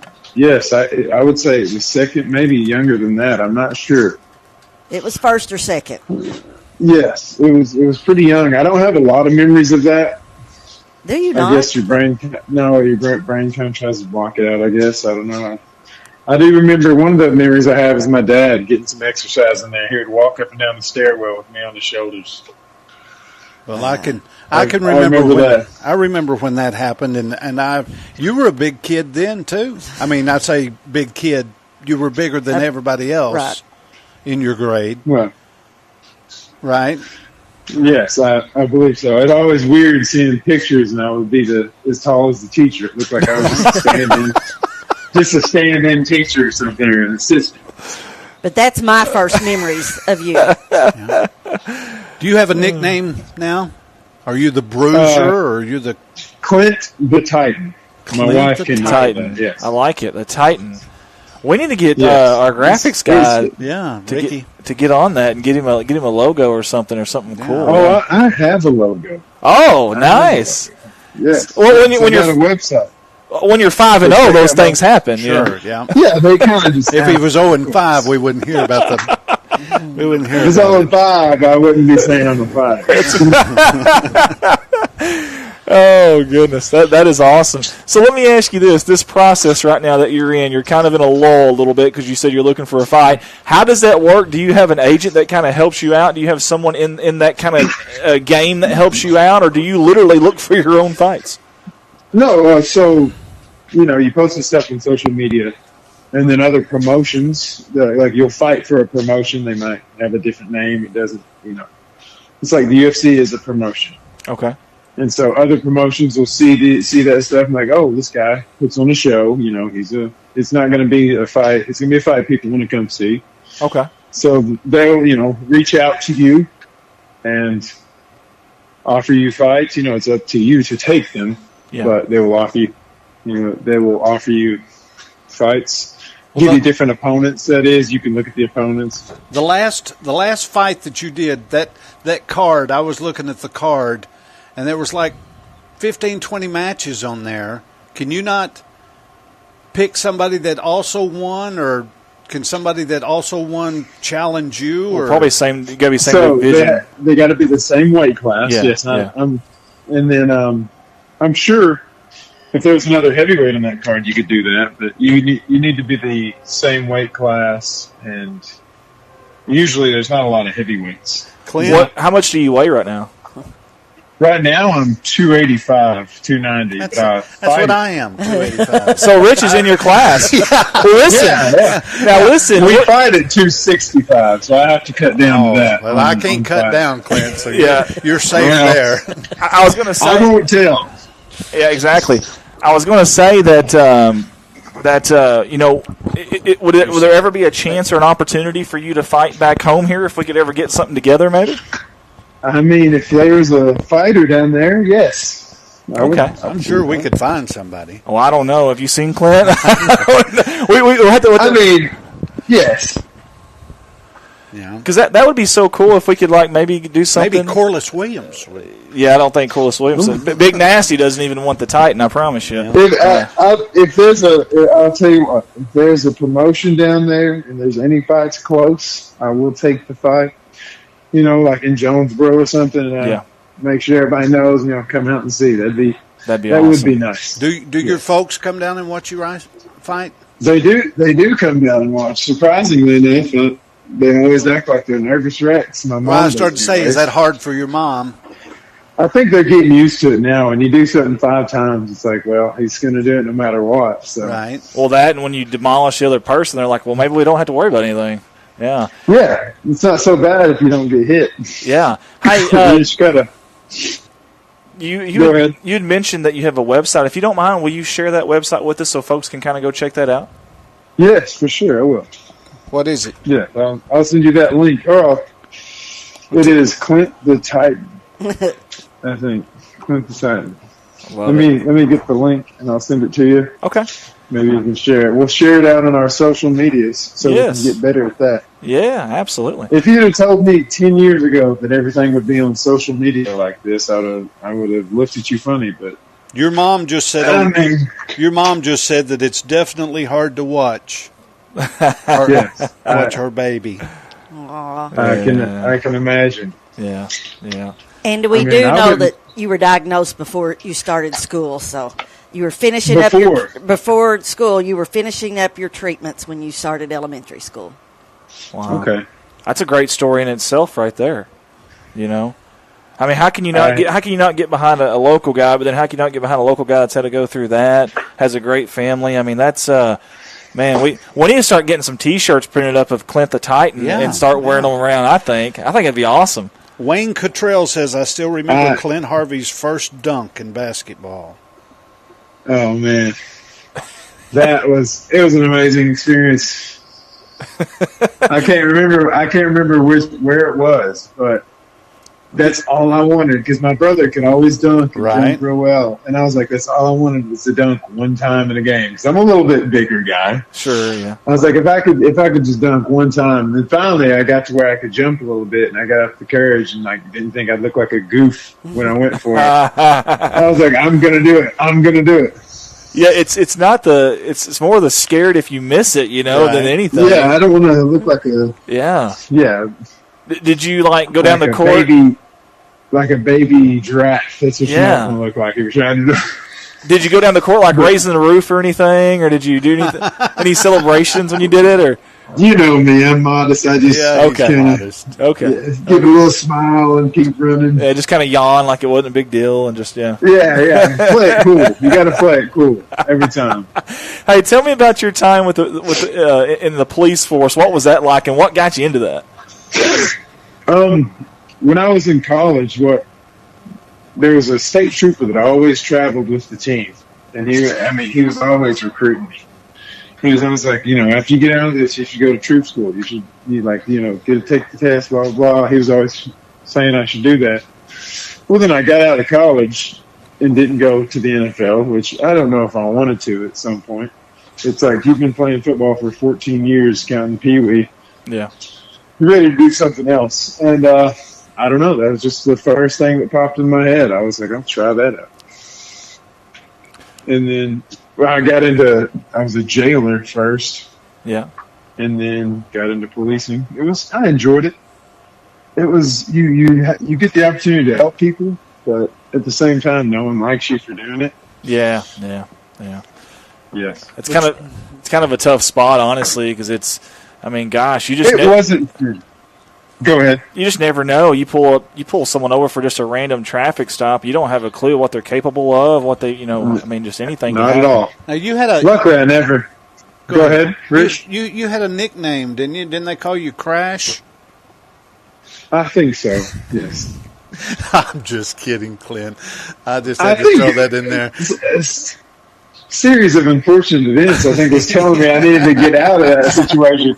I wrecked on a rainy night, and then not too long after that, a deer ran across the road and I hit it. I was like, something's telling me, I don't know. Wow. Man, no kidding. About time to move on to something else. Yeah. About time to move on to something else, yes. That's hilarious. Now, we've got some comments here. Justin Leverton said, yeah, Coach Wright would take you out if you banged it off the back rim. Oh, yeah, yes, he would. Yeah, if you try to dunk in a game and missed it, Coach Wright would definitely take you out. Kathy Godwin said, so hard to watch for this old granny. We had a couple more. Carrie said, Clinton said he had a website. We need to know what it is, please. Yes, we're getting that, Carrie. ClintTheTitan.com? Is that what? Does it have I a got it .com? right. I have it right here. It is. Hold on, I'm bringing it up. Clint the Titan, no spaces. Sellify.store. Send that to me, and I'll post it on our Facebook. Yeah, is what I'll do. because we don't know how to spell Sellify. Sellify. It's a hard word. We will get it, I promise you. Justin Leverton asked, what is Kyle up to now? Is he still playing basketball? I think he works at Clay County Electric there. He does. He's part of the internet, isn't he? Oh. Yes, he gets the calls when things are messed up. Sometimes I call him just to mess with him. That's what little brothers do. I'm in Covington, Louisiana, and my internet's not working. What's going on here? That's hilarious. That is funny. Okay. Yeah, I thought you were supposed to. Okay, so you mentioned earlier that you wanted to talk a little Bobcat football. Obviously, you played back in the day, graduated in 15.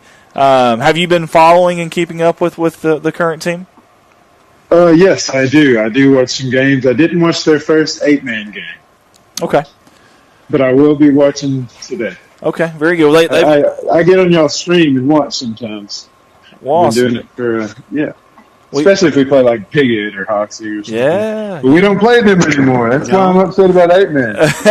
No rivalries. None yet. Yeah. No rivalries yet, but eventually honestly, Rector will be a... Rector, if they're going to come from our area code and treat us like that on the field, that's our rival. There you go. That's true, too, yeah. And of course, things happen on Friday nights, and there may be a team that becomes a rival. And who knows how long we'll be down in 8-man? Who knows? It might be a short stint, but I know that Rich had mentioned, and I know you didn't get a chance to watch the first game, but when you get down to it, I first heard 8-man, I thought, man, it's going to be a completely different animal. It's going to look different, but really, it really doesn't. When you get down to it, it's still football. It's still pads on pads, helmets on helmets. You versus your guy, who wins the most.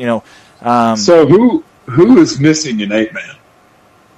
Meaning, is it there? Okay. Actually, it's not necessarily a specific person. So you go from having 7 on the line and 4 off to 5 on the line and 3 off. So if you wanted to have 3 tight ends, or if you wanted to have 3 receivers, it really don't matter. As long as you've got 5 on the line and 3 off, you can really do whatever you want. I guess kind of like an 11-man too. I mean, you really don't have to have receivers in 11-man. You can go big, a husky formation. You could put 3 tackles out there on the right side if you wanted to. So it's very similar, but instead of a legal formation being 7 on, 4 off, it's now 5 on, 3 off. It seems, Clint, it just seems like it's a faster game now. Maybe that's where the game is evolving. Maybe the game will evolve there. Yeah, and I will say something else too. So when I first heard about 8-man, I thought, man, it's going to be a lot of offense. But what people don't realize, the width of the field, they cut by about 16. I can't remember if it's 15 yards, 16 yards total, something like that. So it kind of does make it more level, and you can still run the football like you used to. You can still pass. I mean, to me, nothing's really changed except for how many people you have out there on the field, in my opinion. I guess you have less room to run, which makes it a little more entertaining. Yeah, no, absolutely. I totally agree. I know, football here in Corning has been a tradition since 1910. It's been, we've got a good storied history. So they didn't want to lose football down the road, and they thought just for an immediate help here that this would be the thing to go to. And plus, a lot of people don't realize, Clint, is that our school enrollment-wise, we're a very odd numbers-wise. We have quite a bit more females than we do males. So even though our enrollment in football is like a low 3A, if you go off just the boys in our 7 through 12, we're actually way down there, which is kind of shocking. I never knew that until they started showing those numbers. So it's odd. It very much is, yeah. Something in the water. It is. I agree. Everybody's having girls up in the water. That's right. Clint, what are you doing today? Today. Are you working today's an off day. I will be working out. Yes, I don't have any work or anything today. With this MMA, do you still have a job? Do you still work? I work at Orange Theory. I just started there. I was the personal trainer training people, but I just started working at Orange Theory. Yes, I'm trying to make MMA, eventually my full-time job. But I mean, in the meantime, it's kind of a cheat. I get to work out as my job to help me with my other job. That's awesome. That's smart, is what that is. Yeah, exactly. It's just spending more time in the gym. Bingo. Yeah, that makes sense to me. I think that's a good move by you there. Thank you. When you do make it, I don't get told that often. Kyle never tells you that, is what you're saying. No one ever does. Yeah, so whenever you get big one day, we can always go back and say that we were the first interview. Hey, there you go. Yes. Yeah. There you go. I'm supposed to do a podcast. And I wanted to get on here and talk to you guys first, which I haven't got it scheduled yet. But yeah, I definitely wanted to get this one out of the way first. I was very excited when y'all told me. Well, I'm going to tell you. We're very excited to have you. Well, thank you. It's awesome what y'all are doing. I never thought Corning was going to have a radio show. It's almost a podcast, honestly. Yeah, we kind of mix it up a little because I like people being able to go back and rewatch it, and kind of like we did an interview with Coach Paul Stovall, and unfortunately, he passed away not long after that. So to be able to go back and hear that, his family to be able to hear it's kind of neat. So it kind of is like it. You're right. It kind of is like a podcast type of thing, and we've enjoyed it, and very thankful for folks like you that are eager to come on here. And man, I'm going to tell you something. You are catching some steam down here in our town. A lot of people are talking. Hey, did you see that picture of Clint over that? Did you see? I mean, man, I think people are starting to kind of kind of get a sense of this. And I'm going to be honest with you, Clint. I've never been a guy that has watched MMA, but because of you now, all of a sudden, I'm kind of intrigued. I'm kind of like, hey, I kind of want to watch this. Oh, that's the same with me. I never got into it before, but I did watch your match. That somebody had posted. I did watch it. And It's very interesting watching two grown men get in the ring, isn't it? Yeah. And one of them doesn't leave the same. That's right. But I think you need to get you some tights like Jerry Lawler had, so that you can put that strap down. And I've been thinking about it. Yeah, and it's the showmanship that wins the game. Right. So we'll see. Now hang on. Now, so is there like a dress code for this stuff? I'm kind of curious now that he said that. Is there like a dress code for this? As long as you're covering yourself, I mean, you can wear. Some of those guys in the UFC wear a little bitty spandex. I mean, you can wear whatever. No, you don't have to do that, Clint. I wear shorts. I have some modified ones that are a little bit smaller. They're closer to underwear, but you do feel a little exposed out there in front of everybody. You're already fighting somebody, and plus you're half naked. So yeah, there's a lot going on. People wouldn't think about it. Before my last fight, I was out there. I was like, gosh, everybody's going to see me with my shirt off. I'm not in great shape. I was, you're thinking all this. It's like stuff you shouldn't be thinking before a fight. And of course, I'm over here like, oh, no. That's awesome. Who's out in the crowd?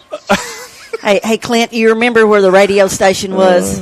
Or is? Yes. That's where we are this morning, the radio station. And you walk in, it's like a museum. It still has all the 45s back here in the original covers. Yeah. From what year was that? I'll be down there around Thanksgiving time. I should be. I'd like to come check it out. Yeah, holler at me. Goodness. Holler at me. We've got a key to it, so we'll bring you up here. Yeah. The office has a typewriter. Still has a typewriter. It is. Wow. A usable typewriter. A nice typewriter. It is pretty neat. I'd like to get back there and tap on that thing, see what it felt like. Yeah, A little blast from the past. That's right. I've been watching Glenn Campbell and the Wichita Lineman this whole morning, man. actually. I guess those are album covers we have. Those in here. are, yeah. Saturday Night Fever. We've got the Carpenters. Yeah. It's really bringing back a lot of memories. And the Wichita Lineman is still on the line. Yeah. Now, Clint, what kind of music do you listen to music before a pre-fight, or is there something you do to kind of get you in the rhythm for a fight, or how's your pregame? In the morning, I usually separate early, like away from my wife and son and all that stuff, because I do have to get. I'm not like getting in the headspace that I'm out, crazy and out of control, but I just mentally get in the headspace that I'm going to have to, hurt somebody, because you don't walk around in that thought process all the time, like I'm ready to hurt somebody at any time. Yeah. So I just kind of separate myself and just start thinking about it. You start envisioning that, and then do you have a strategy? Do you have a strategy? Yes. Everyone. Yes, you've heard it, Mike Tyson say that everyone has a strategy until they get punched them out. Yeah. Well, I mean, do you watch films? Do you watch films of the fighter that you're getting ready to fight? Do you see what he did last time? Yes. If he's got some film on himself, I'll definitely get on there and watch it, and that can give me an idea of what he's going to come out with. And the strategy every time though is just to be long, use my range. I've got really long arms, and are you more of a grappler and move your head? Are you more of a grappler, or do you introduce any kind of martial arts into what you do? I do jiu-jitsu, and I do some kickboxing. But I'm mainly a striker. People like to see knockouts, so that's what we're trying to get. Well, you had a knockout the last time, didn't you? Yes. I thought so. Wow. So let me ask you this: in these 5 fights that you've been in, has there ever been a moment where you're like, "Oh Lord, I'm in trouble"? But not the last fight I just fought, but the one before that. The last one was a knockout. It was the first round. It was with the one before that. He was a decently experienced guy, and he'd been doing it. He had quite a few years of experience on me. Yeah.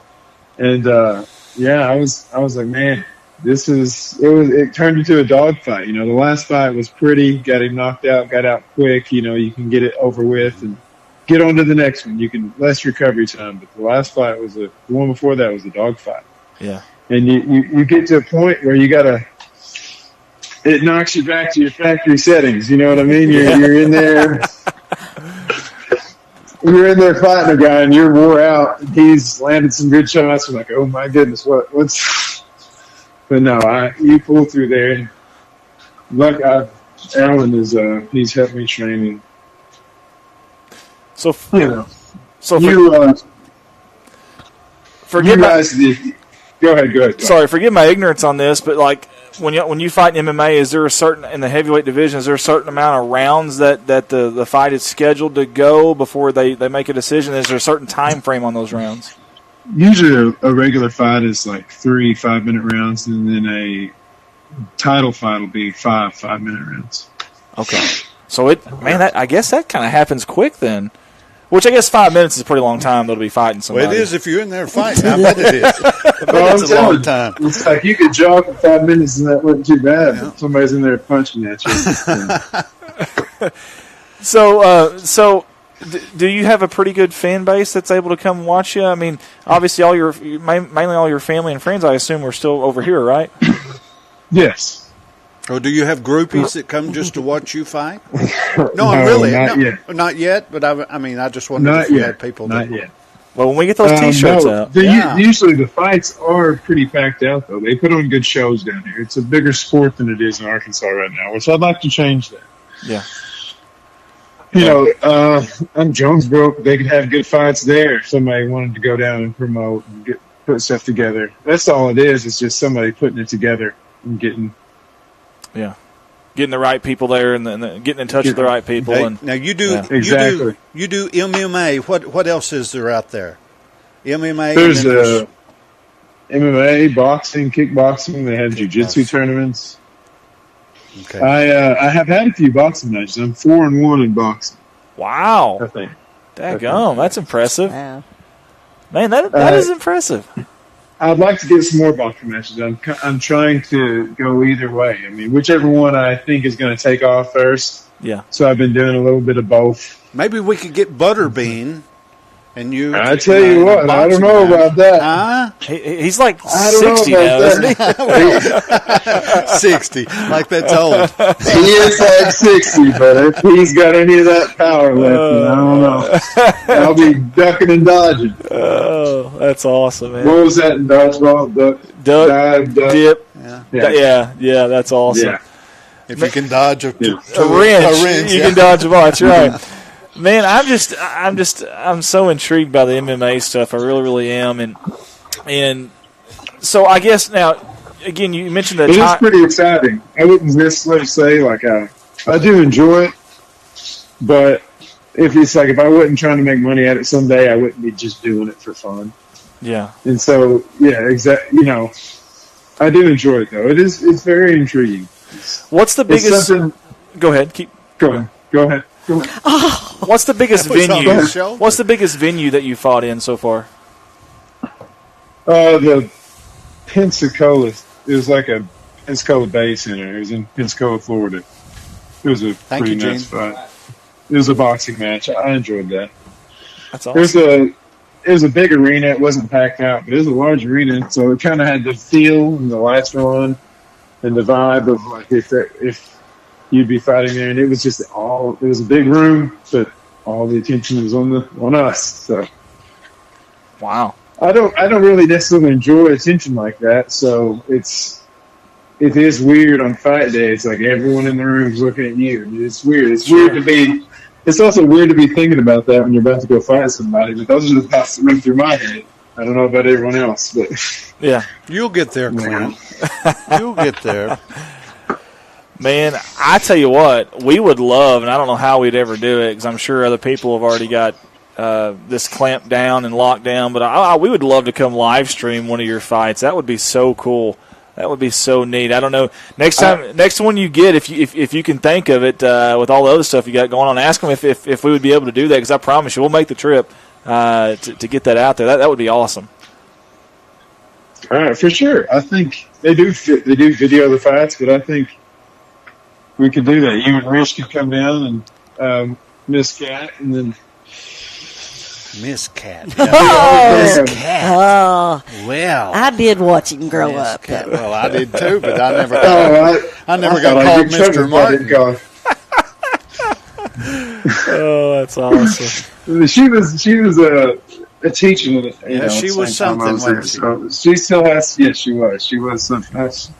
But yeah, y'all can come down, video the whole thing, make a documentary, whole trip of it. Exactly. Yeah. There you go. There you go. Well, they have been to the top of the world, or the top of the earth. And then they could go to the bottom. Oh, you've been to the top of the earth. Yeah, that was intriguing. We had a ton of people tell us that we weren't going to be able to do that, and tell me about that. Several locals. We went to Barrow, Alaska. It's as far north just about as you can go. One of the most remote locations in the world, and no one's ever live streamed a sporting event that far north until we did it, and no one's ever done an outdoor sporting event north of the Arctic Circle, video and audio live stream. We did that too, but we had a lot of people tell us that we couldn't do it, that it was a waste of time, waste of a trip, and we were very fortunate, very blessed, and it was unique, extremely unique, and glad to have been a part of that. And honestly, when you're the owner operator, I'm glad it's over. It was very stressful, so.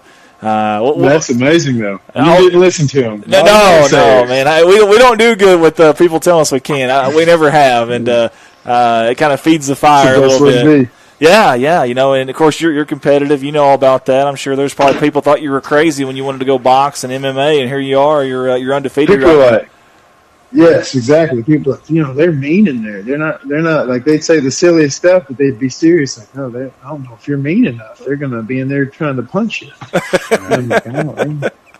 Well, it sounds like you're doing pretty darn good. I just wonder, like, how many wins do you have to kind of get before some of these bigger. Right, before you get noticed. You know what I mean? Like some of these bigger, is it something you got to win like 15 fights before they even really look at you? Or how does that work? That's what I'm doing right now. It's kind of just building a resume. You want to, you fight fights. I've only had 5 fights. If someone was like, any kind of money or any kind of situation, if they were like, you know what, this guy who's only had 5 fights, I'm going to bet something on him, Yeah. But if you get 10 fights, 15 fights, hopefully defeated, undefeated, undefeated, then there's more chance of them like, all right, this guy definitely is something. I started to say if you get money for defeated, I would do that. You still get paid to get beat, yes. Yeah. Okay, that's a good question then. So when you go into a match, do you have to sign some sort of contract saying, hey, we're both getting this amount of money no matter who wins or loses, or how does that work? I'm not. That's it with pro fighters. I'm just amateur right now. Oh, okay. But, no, you do have to sign a contract where I agree to fight you at 265. Like, that's the weight class the heavyweights fight at. You agree to fight someone at 265. You agree to meet this date on this weight, and then it's like just signing a waiver that like you're probably going to get hurt in the fight or something. And so, sure, yes, I agree to meet you here at this time and possibly get hurt. Yeah, Clint, are there not people that fight at 285? That's not a weight class. I'm sure there is a weight class. There's a super heavyweight. I'm not sure what that entails, but. Heavyweight is the final weight class any of the big promotions do. Yeah. So let me ask you this: let's say you get a fight, you find someone that wants to do it, you find a promoter that's got a location, a venue, he's got a good card on there, and let's say your fight is in 2 months. You're at 280. You learn fast, Andy. You learn fast. That's right. I'm a sponge, baby. Look, you could do it. Hey, there you go. I'm all in. Hey, so what do you do to get down to that weight? Like that's a lot of weight to lose in a small amount of time. Like what's your process there? You clean up your diet. That's the first step. Okay. I generally pretty healthy because you're an athlete. You got to stay in shape year round. But I do after fights. You can eat a little bit loose, but you clean up your diet about a month, 2 months, like really clean out. Maybe 2 months out, a month out. That's what I do. I'm not sure what anyone else does. But I have to start early or it won't happen. Yeah. And then you get closer to the fight, you go to a sauna. I go to the sauna about 5 days before and get my body ready to start letting that water loose because I'm a big guy. I never get down to 265 without cutting water. So I have to cut water out. So I go to the sauna. So instead of going the day before and just dehydrating myself, I do that. But I try to go a few days before that to just get your body ready to release that water and get it ready to let it loose, so it's not a shock the day before when you're trying to cut 15, 20 pounds of water. Well, yeah. So these weigh-ins, are they like a day before the fight, a week before the fight? Is it possible that you could go that weigh-in at 265, but then by the time the fight comes around, you're 275? Is that possible? Yes, that happens every fight, actually. The last fight it probably happened, I was 265, 266. They'll give you 1 pound. Okay. And then I probably fought at 285. Wow. 280. I would say 280 at least. Man, hey, that packs a punch, though. Yeah. It does. When you're fighting with the big guys and you're having to cut down to fight with the big guys, it does. It helps. Yes. Man, so is there anybody that you watch professionally to kind of that you emulate a little bit, or that you kind of learn from? Like, is there any, whether it be MMA or boxing, is there anybody that you kind of boxing? Tyson Fury. You see how that big man moves his head. He doesn't get hit very much. Yeah. At the end of the day, longevity is key. This fighting stuff's over. You still want to have a brain to be able to enjoy with your children and grandchildren. So, yes, movement is key. Tyson Fury he's the master of it. Awesome. Indeed. Yes, sir.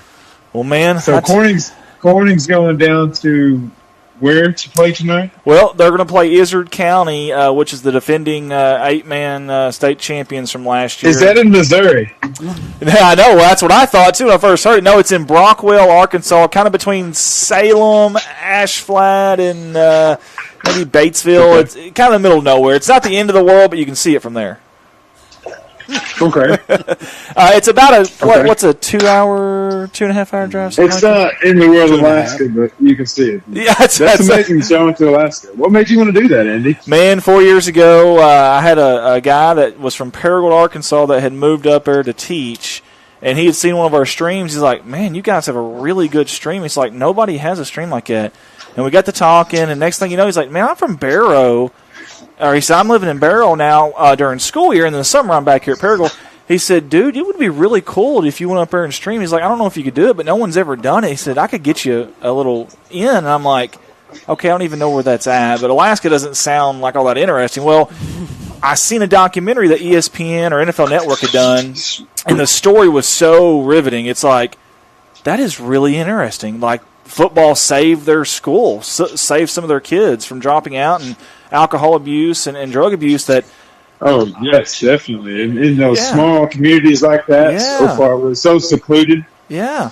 Yes. So they polled everybody, and they said, "What can we do to stop this?" They said, "Hey, if we had a football team," but it's so far up there, and there's no way to connect it to anything. It's so remote. There's one plane that lands in the morning, it takes off at night. There's no roads, there's no rail, there's no boat that can get there, and it's so it's so unique. And they didn't even have a field the first year. It was dirt with flour and rocks, and it was just horrible. But hearing that, I thought, man, let's try it. Well, we got the okay to do it 4 years ago, but then COVID derailed that season. We couldn't go. And finally, the guy called me again this past year and said, "Hey," "Coach is in." He said, "Let's do it." And I said, "Man, if I can raise the money, because I'll be honest with you, we probably spent about $13,000 for everything for that trip. It is not cheap. Oh no, I'd say it's not cheap to go to the end of the world. Who wants to go there? Yeah, there you go. Exactly. So we learned a lot. It was really, really neat, and it's an experience that I'll never, ever, ever forget. And kind of like you with your MMA stuff and your police stuff, my dad used to tell me, "He who is not courageous enough to take a risk will accomplish nothing in life." And sometimes you got to step out there, whether you're scared or not, and whether it makes sense or not. And sometimes good things happen, sometimes it doesn't. And for you, obviously, good things have happened. It sounds like, and we hope. It definitely is a thing that it's hard to say I'm a fighter, because then there's a lot of insecurity and there's a lot of instability in that in some ways, and so. You've been a fighter for a long time, Absolutely. Cliff. Hey, Clint. Yeah, there you go. You're right. That's a good point. Thank y'all for that. That means a lot. Thank y'all for that. Clint, we feel like you've represented our community, our town, very, very well. Your family, just wonderful people, always represented our town very, very well. Anytime you come back, you can hit us up. We'd love to do more interviews. We'd love to help get the word out there for you. When you get a fight set, you let us know. If we can come down there and stream, great. Even if we can't come down there and stream, we'll come down there and just watch it anyways. You let us know.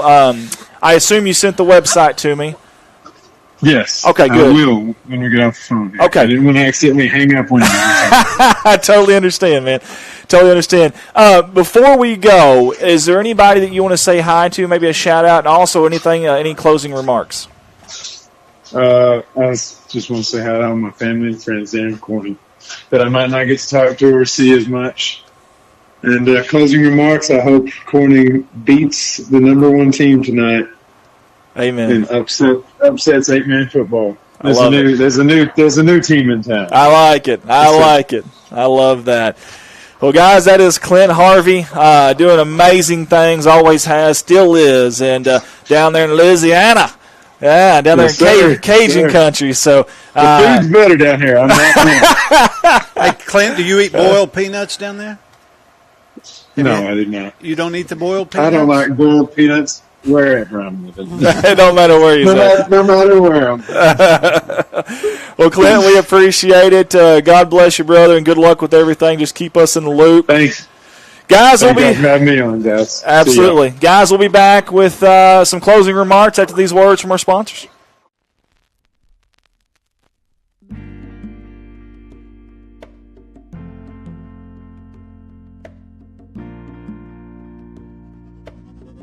First up on our CSR sponsor slideshow for Good Morning Corning is Paragon Creative Company. That's our staffer, Ricky Betts there, who owns and operates that. If you like all the graphics that you see on our live streams, on our radio shows, whatever it may be, there's one guy in charge of that, and that is this guy right here in his company, Paragon Creative Company.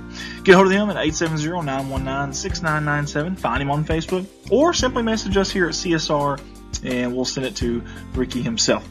Again, Paragon Creative Company, proud sponsor of Good Morning Corning.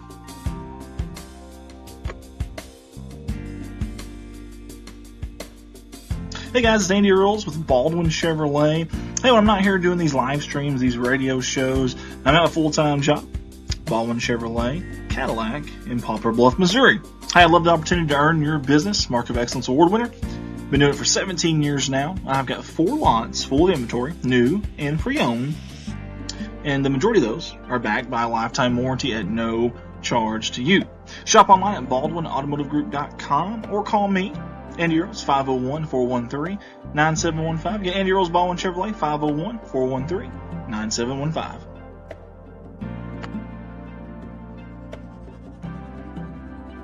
All of us here at Redline Media Alliance are excited to announce our new venture, our new endeavor, Arkansas State University Rugby. That's right, we are the new official provider of A-State Red Wolves Rugby, and that starts this year in the 23-24 season. You can find those games, all their home games, live on our Redline Media Alliance Facebook and YouTube. Redline Media Alliance, connect the world. A-State, Wolves up.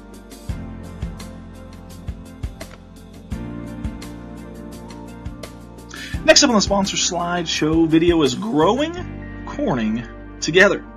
Hey, all of us at Growing Corning Together want to invite you to like and follow us on Facebook if you don't mind. Just search for Growing Corning Together. You'll see the logo there. And we'd like to invite you out to one of our monthly meetings. We've got a staff of about 20 to 25, but we're always looking for more. Love to have you aboard. If you want to help out your community, our community here in Corning, Arkansas, God's country, as I like to call it, whether it be in a small way, a big way, or somewhere in between, this is where you start, Growing Corning Together. Big thanks to Growing Corning Together for sponsoring Good Morning Corning. Growing Corning Together, working together to revitalize our community, improve the quality of life now and for future generations.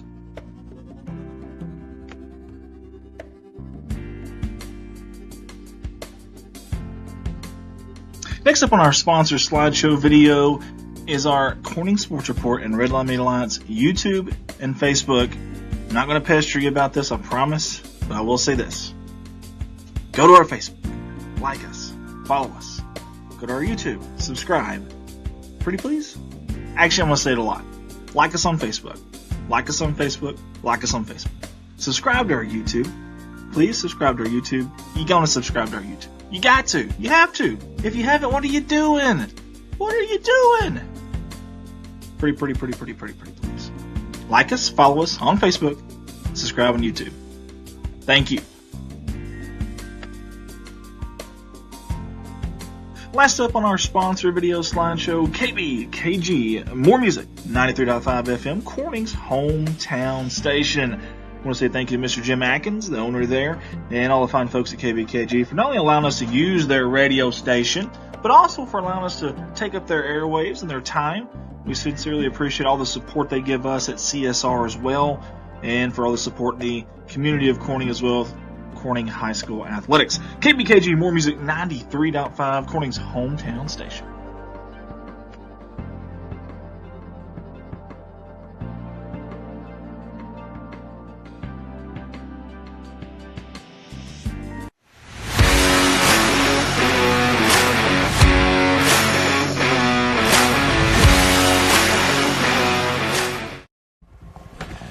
And we're back here live, KBKG, More Music 93.5, headquarters here in Corning, Arkansas.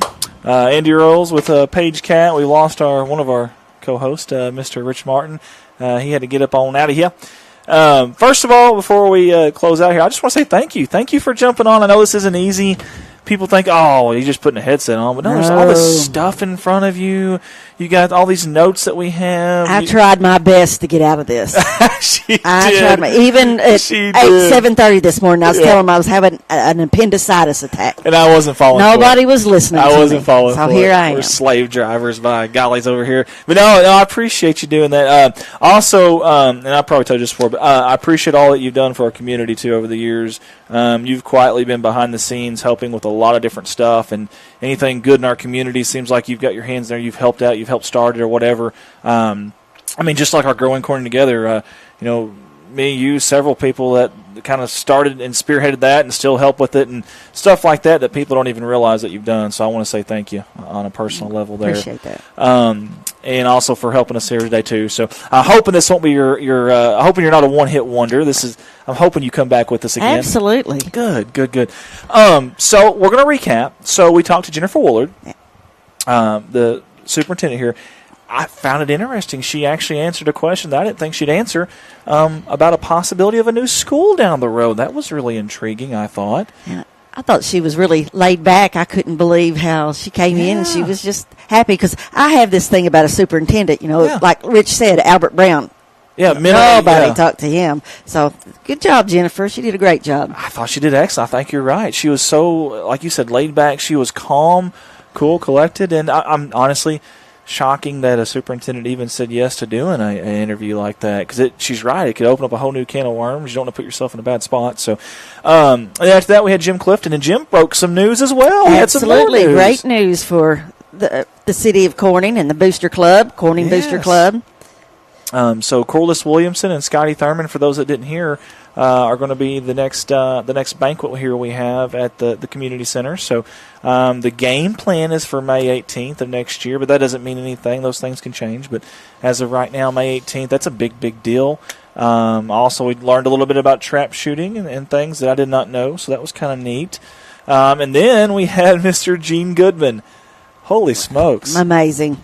Wasn't that amazing? Wasn't it, though? It was in this gentleman is in his upper 80s. His mind is still solid. He's still he's very energetic. He even brought us back some honey. That's right. We all have honey. Yeah, I meant to show that earlier, but Clint, we were talking to Clint. We didn't want to interrupt that. That is so cool.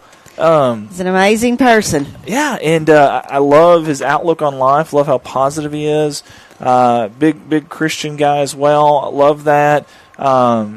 Very humble too. I mean, I literally have the article. Well, it's on here about him scoring 2 touchdowns in 53. He didn't even want to talk about that. Nope. Yeah, he just deflected it. Yeah, he just deflected it, and he just went right on. Very humble guy. Neat to see how things were back then versus now, and some of the things that are still the same. Like the pep rallies, the homecoming. Yeah, I wish we could get the parade deal back, the homecoming thing. With the parade and the floats and stuff. There's a lot to that, having to get let out of school early. That's what we had done back when I was in school. Yeah. But things that they're that they were able to do then, we can't do now. Can't do now. It's just different time. It's just a different time. Different day and age. Era.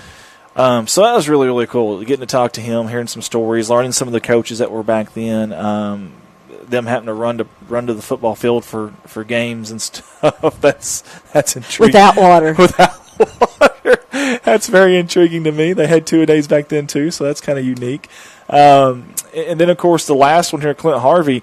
That dude is doing some great stuff, and man, in an event that you got to be a man to do that kind of stuff, to fight. And he's not in no lightweight division. He's in the heavyweight division, and he's doing well. I'm really proud of him. That's a good family too. My goodness, we had 68 comments on here. Holy smokes! Holy hay bales, as we'd say. Let's see. That's a scammer there, so I'm going to block that one. We'll ban that person from all of our stuff, and then we'll delete that one. Kathy said, "Great job, Clint Harvey. So proud of you." Hey, we are too. We really are.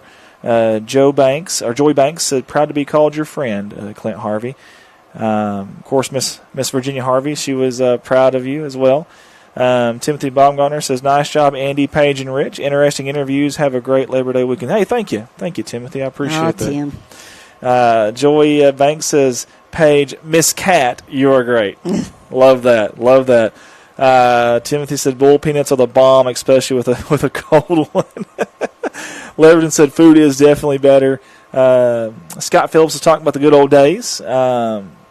1980 homecoming parade they were talking about there. So a lot of stuff there. Thank y'all. Hey, and someone said Labor Day there.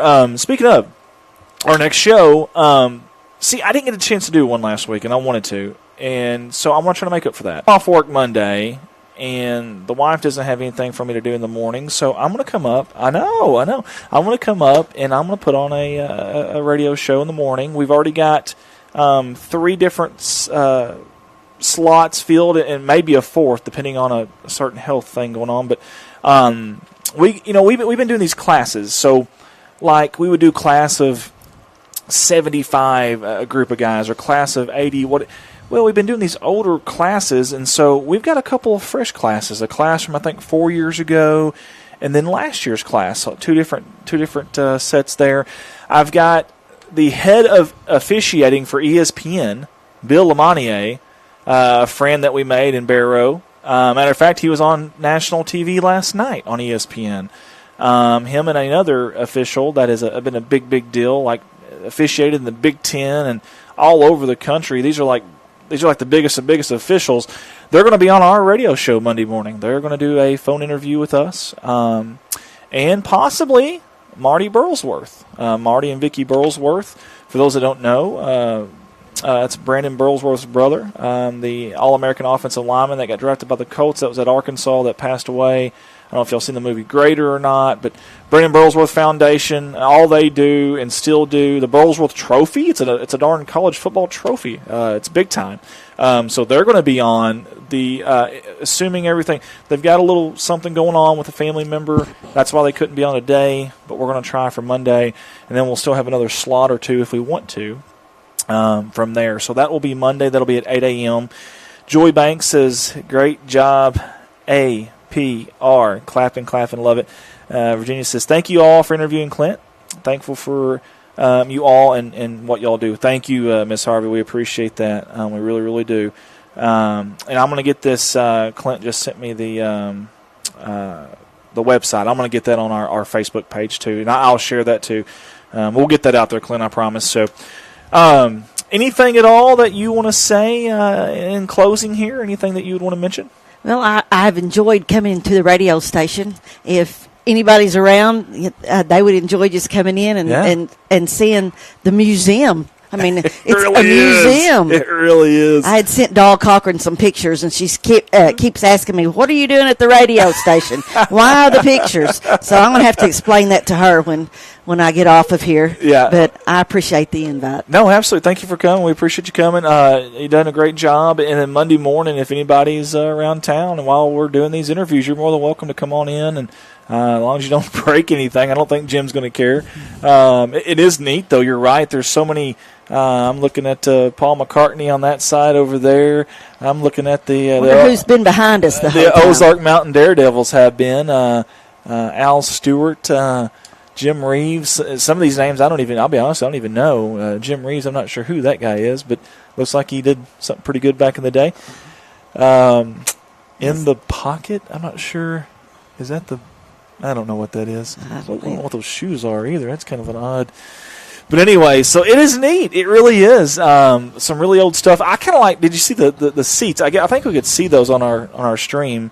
The RCA Victor seats. Those are old. I'm sure they're original. Yes. So really, really neat place. Of course, it's been here a long time. There's a few little things that probably needs done, but for the most part, it's held up pretty well. And it's really cool. It has a cool feel when you come in here. I remember this. Of course, we're down on the end of the street, on the south end of Corning. Yeah. But you could drive down the highway or a few roads down, and you'd see the soda machine. Okay, yeah. That was the first time. I mean, that was years ago, and soda machines weren't a big deal. Yeah. And this is about one of the first soda machines. Boy, it was a big it thing. was fun to get to get a Mountain Dew. Yeah. Like I needed a Mountain Dew. Well, yeah, but still, the simpler things back then, that's I'm sure. Right. The soda machines that you could see for blocks away. We need to bring that back. I don't see a soda. I didn't see one in here. I don't know what they've done with it. It was outside. Yeah. It was outside. They do have a water fountain. It looks like a water fountain. I wonder if that works. I doubt it. Probably not. I doubt it. Probably not. Well, there's no telling how much money's in different records back there and all the old stuff back there. It's just neat. And they still got it filed, still got it in alphabetical order. So really, really, really it's cool. Amazing. It is. I can remember coming in and watching Bob Cochran do the morning radio, the birthdays at 9:15 from Cape Pharmacy. They would sponsor the birthday calendar. Yeah. You couldn't wait for that because you had a birthday. That's a big deal. It was a big deal. That was a big deal. We have actually talked about doing more of these shows and having some giveaways. I know Miss Amy Jordan helped us at Parkview. She gave us a couple of vouchers. And maybe having a few, the fifth call or have a trivia question or whatever. And we may start doing that on this show, kind of make it a little bit more user-friendly, I guess, and listener-friendly, and give away some stuff like that. Matter of fact, is that one of the things out there that they would draw? Yep. Yeah. So it's definitely a neat place, unique place. And like I said, we'll be back here Monday morning, 8 o'clock. I can't remember who starts it off for us, but we'll get the list out there, and I haven't quite finalized it yet, but I'll have it finalized before then. So for Rich Martin, for Miss Paige Cat, Andy Earls, we want to say thank you all for tuning in. God bless you, and we look forward to seeing you. Oh, by the way, tonight, don't forget, 5 o'clock, 7th grade, junior high, senior high. We have 3 games tonight, so pray for us. Pray for us. We got to get through this tonight, so we appreciate. Oh, one more comment. Miss Virginia Harvey said, my father-in-law, Leon Harvey, used to do the preaching on some Sunday mornings. Okay, very good. There you go on the radio. So, would love to. That was the whole point of us doing these radio shows, is kind of revive the radio station and kind of get it back to the way it used to be, which I know it's a new day and age, and it seems like paper and radio have kind of almost gone away, it seems like, but we want to kind of keep them afloat, keep them going, and give them some love. So, Joy says, love those RCA chairs. I do too. Those are so cool. They really are. Those are really neat. So, all right, guys, God bless you. We'll see you again Monday morning. Don't forget tonight, we got some Corning Bobcat football. It'll be live on the radio station here. Rob and Cindy Barnett will be here to help out with that. And myself, Jeremy Woods, Bart White, Desi Earls, Tim Earls, Old Man River, maybe Mark Hufford. Shayna Brown's going to be there. Shayna's pregnant and going to be there. I told her to be careful. Now, we don't need her running up and down those bleachers and having a kid. But she's going to be there as well. Colton Lighting will be our IT guy from afar. We'll see you guys then. And until then, Pat Morrow says, awesome show today. Wow, I actually taught Clint. Proud of him. I taught Jim Clifton, too. Very good, Pat. Until then, we will see you again next time. And go Cats. Have a good weekend.